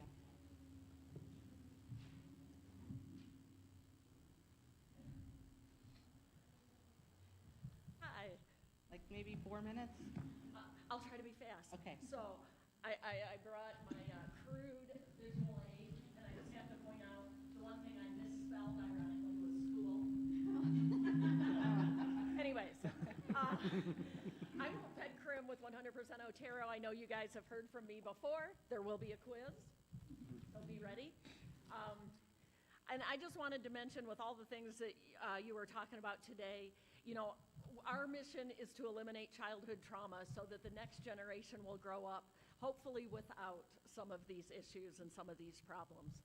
And we don't directly offer services, but we work with all the wonderful people here in the audience that do directly give services, and we help to make the connections and get people where they need to be. We connect the providers so that they all know what's going on and can get the right people to the right services and all that. And just that if we're all working together, the city, the county, the nonprofits, the agencies, the organizations, we can do this and we can make Alamogordo and Otero County an even better place to live than what it already is. So I appreciate your guys' support. Like with the pit count this year, we'll be back. The pit count's coming up, so you will see us again. Just all that we're doing together. So thank you. And there will be a quiz on the 10 vital services. No problem. And you have to spell it right. I feel pretty confident I can pass, so. Somebody have a question or a I comment? know that you're getting ready for that pit count, and I missed your first meeting, like 2 weeks ago, that you're getting ready to do this. When is your next meeting?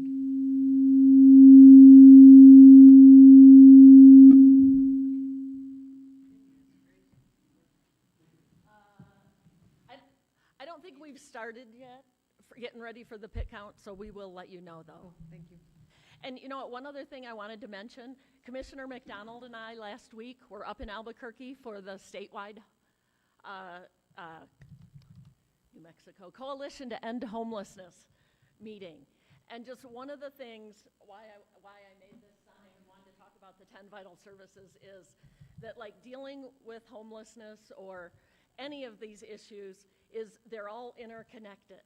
And that's why our logo is weaving it all together, is because all these 10 services, families, if you just put someone in an apartment but don't support them with all the other services, they are much less likely to be successful. And so we have to support them in all the 10 vital services. What's that? Oh, thank you. And I just want to make sure you all know, and you're welcome to come out on Saturday. We will be having our second annual Day of Hope in conjunction with the 12th Judicial District's pro bono legal day, and a second chance job fair for people who may have a record, and employers will be there. Some who hire folks are willing to talk to it. There's going to be ability to work on a resume, maybe apply for things, drop-in counseling, how to get food resources. There'll be medical screenings, pet for, all our pet people left, but pet vaccinations and things like that. What else am I forgetting? There are going to be some VA folks there to help veterans, things like that. So, and a community meal from Runner's Refuge. So come on out. It'll be around the courthouse. Thank you. I'll see you there.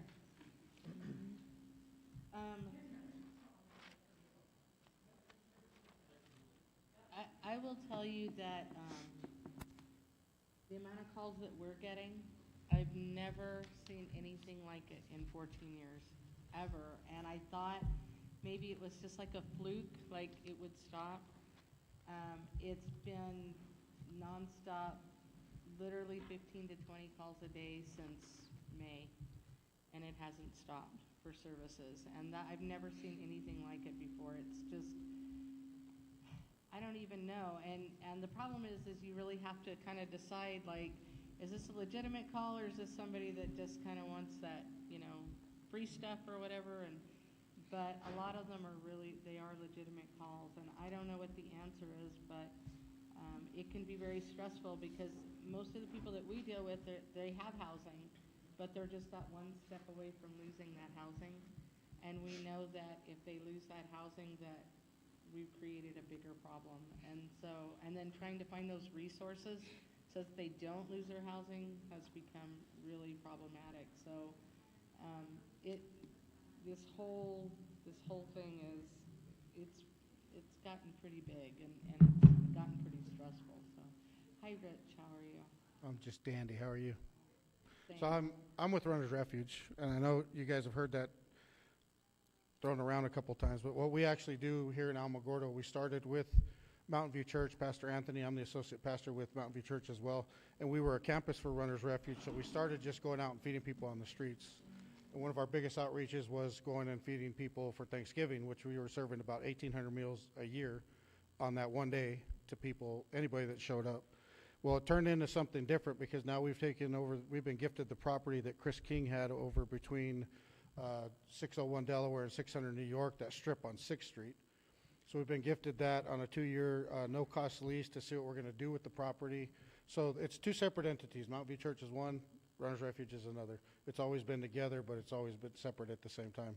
So now what we're doing is we have an emergency overnight shelter for the homeless. So thank you for your support with that. I hope we can count on that in the future.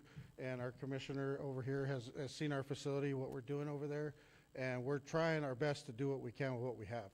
But obviously, it's a community effort. We do need help, and we do call on the community a lot through social media and things for food and, you know, even toilet paper, blankets, sleeping bags, that kind of stuff.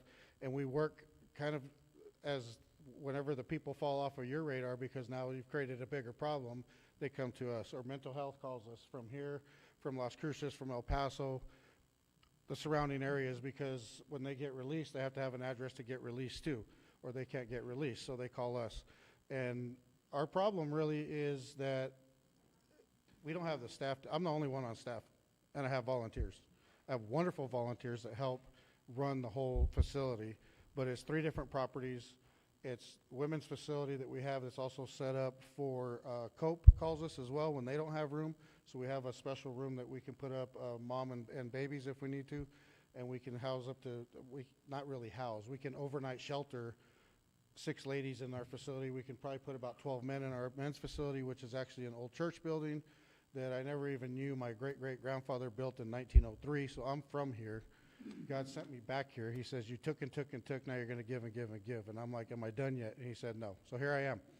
So I don't even know if there's money out there to help us, if there can be anything done, what can be, what I'm even really up here asking for, except that maybe just let people know about us so that there could be some awareness, because we do get the calls from different people in the community, and we also are like a hub where we can send people to different places. And one of the things that we deal with the most is identity theft, because these people are mentally ill or have drug and alcohol problems, and they lose their socks, honestly. They don't have an ID, so they can't get a job. They don't have a birth certificate, so they can't get their ID. They don't have a social security card, so they can't get their birth certificate, so they can't get an ID.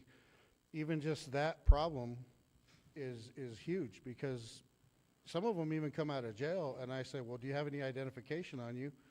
And they say no. I'm like, well, how'd they know it was you to put you in jail? Something has to be identifiable about you so that we can get these other agencies to cooperate and give them something. You know, and the workforce that you talked about, we could put these people back into the workforce. They don't have an ID. They don't have anything. So they end up with us. Well, we can't house them. We're an emergency overnight shelter. So what we're trying to turn into is more of like a dream center where we can have a resource place. They can come and fill out paperwork for all those things, which their government phone won't do.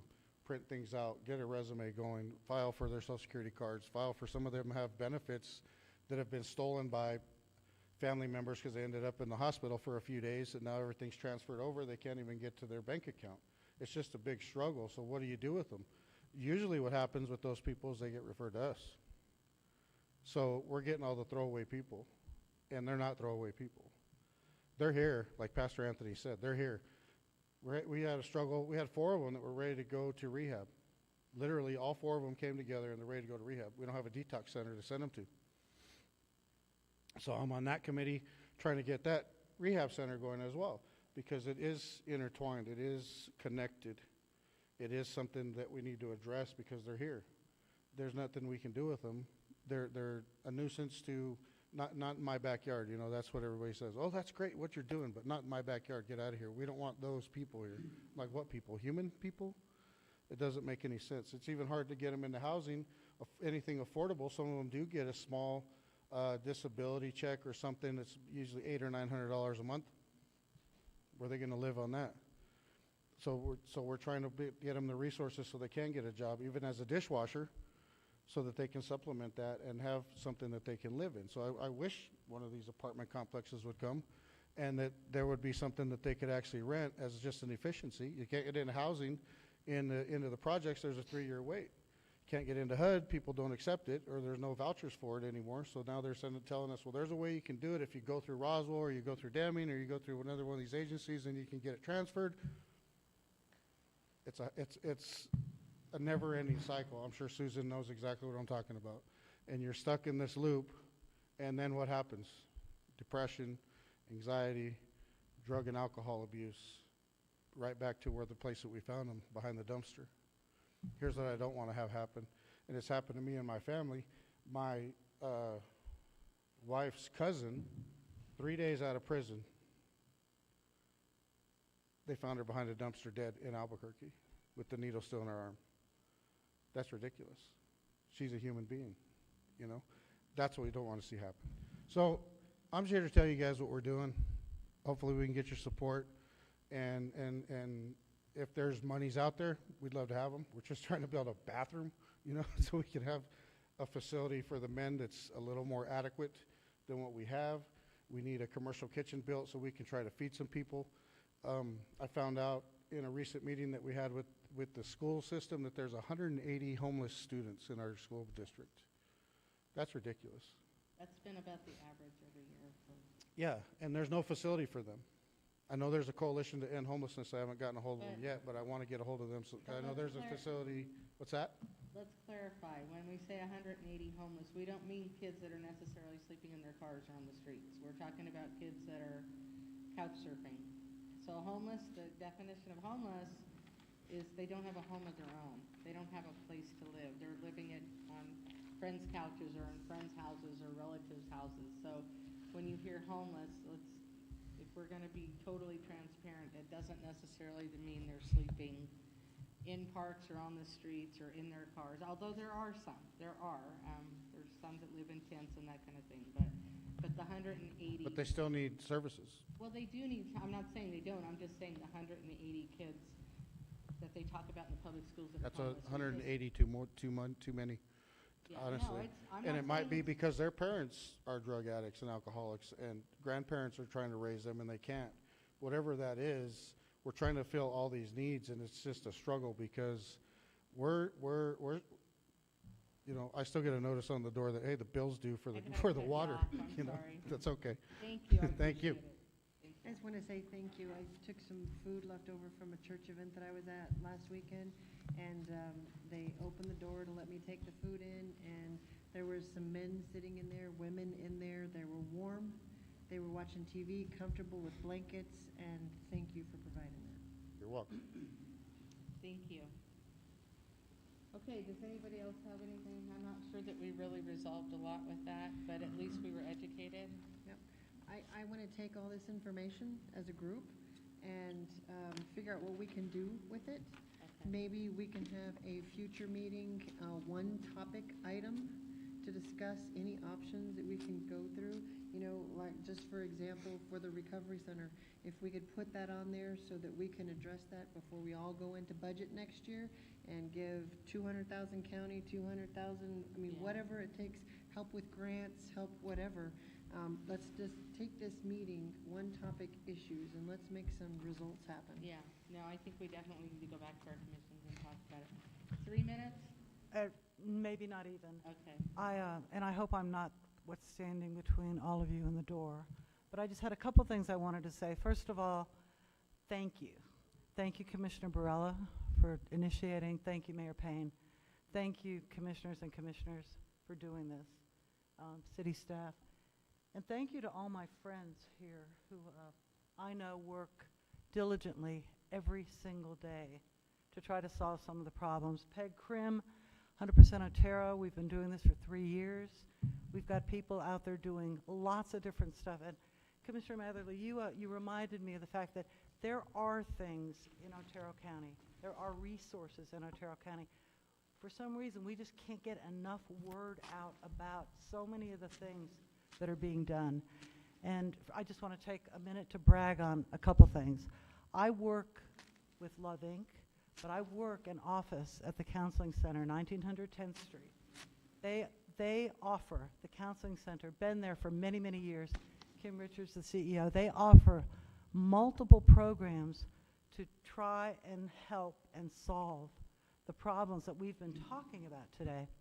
One of the things we did this summer was we opened up a chill room, and I know that it's been alluded to by Pastor Rich, by Pastor Anthony. They have an overnight emergency shelter, but what we did when the temperatures were triple digits is we allowed the unsheltered folks or people with broken air conditioners to come in, sit around, watch television, be cool, eat. They were able to eat on demand. A lot of the unsheltered folks that you see on the streets every day at the corners of Maryland and First and Walgreens, they don't get to eat all the time. I get very defensive when I hear people say, get a job, to a homeless person, to an unsheltered person. How do you get a job if you don't have shelter?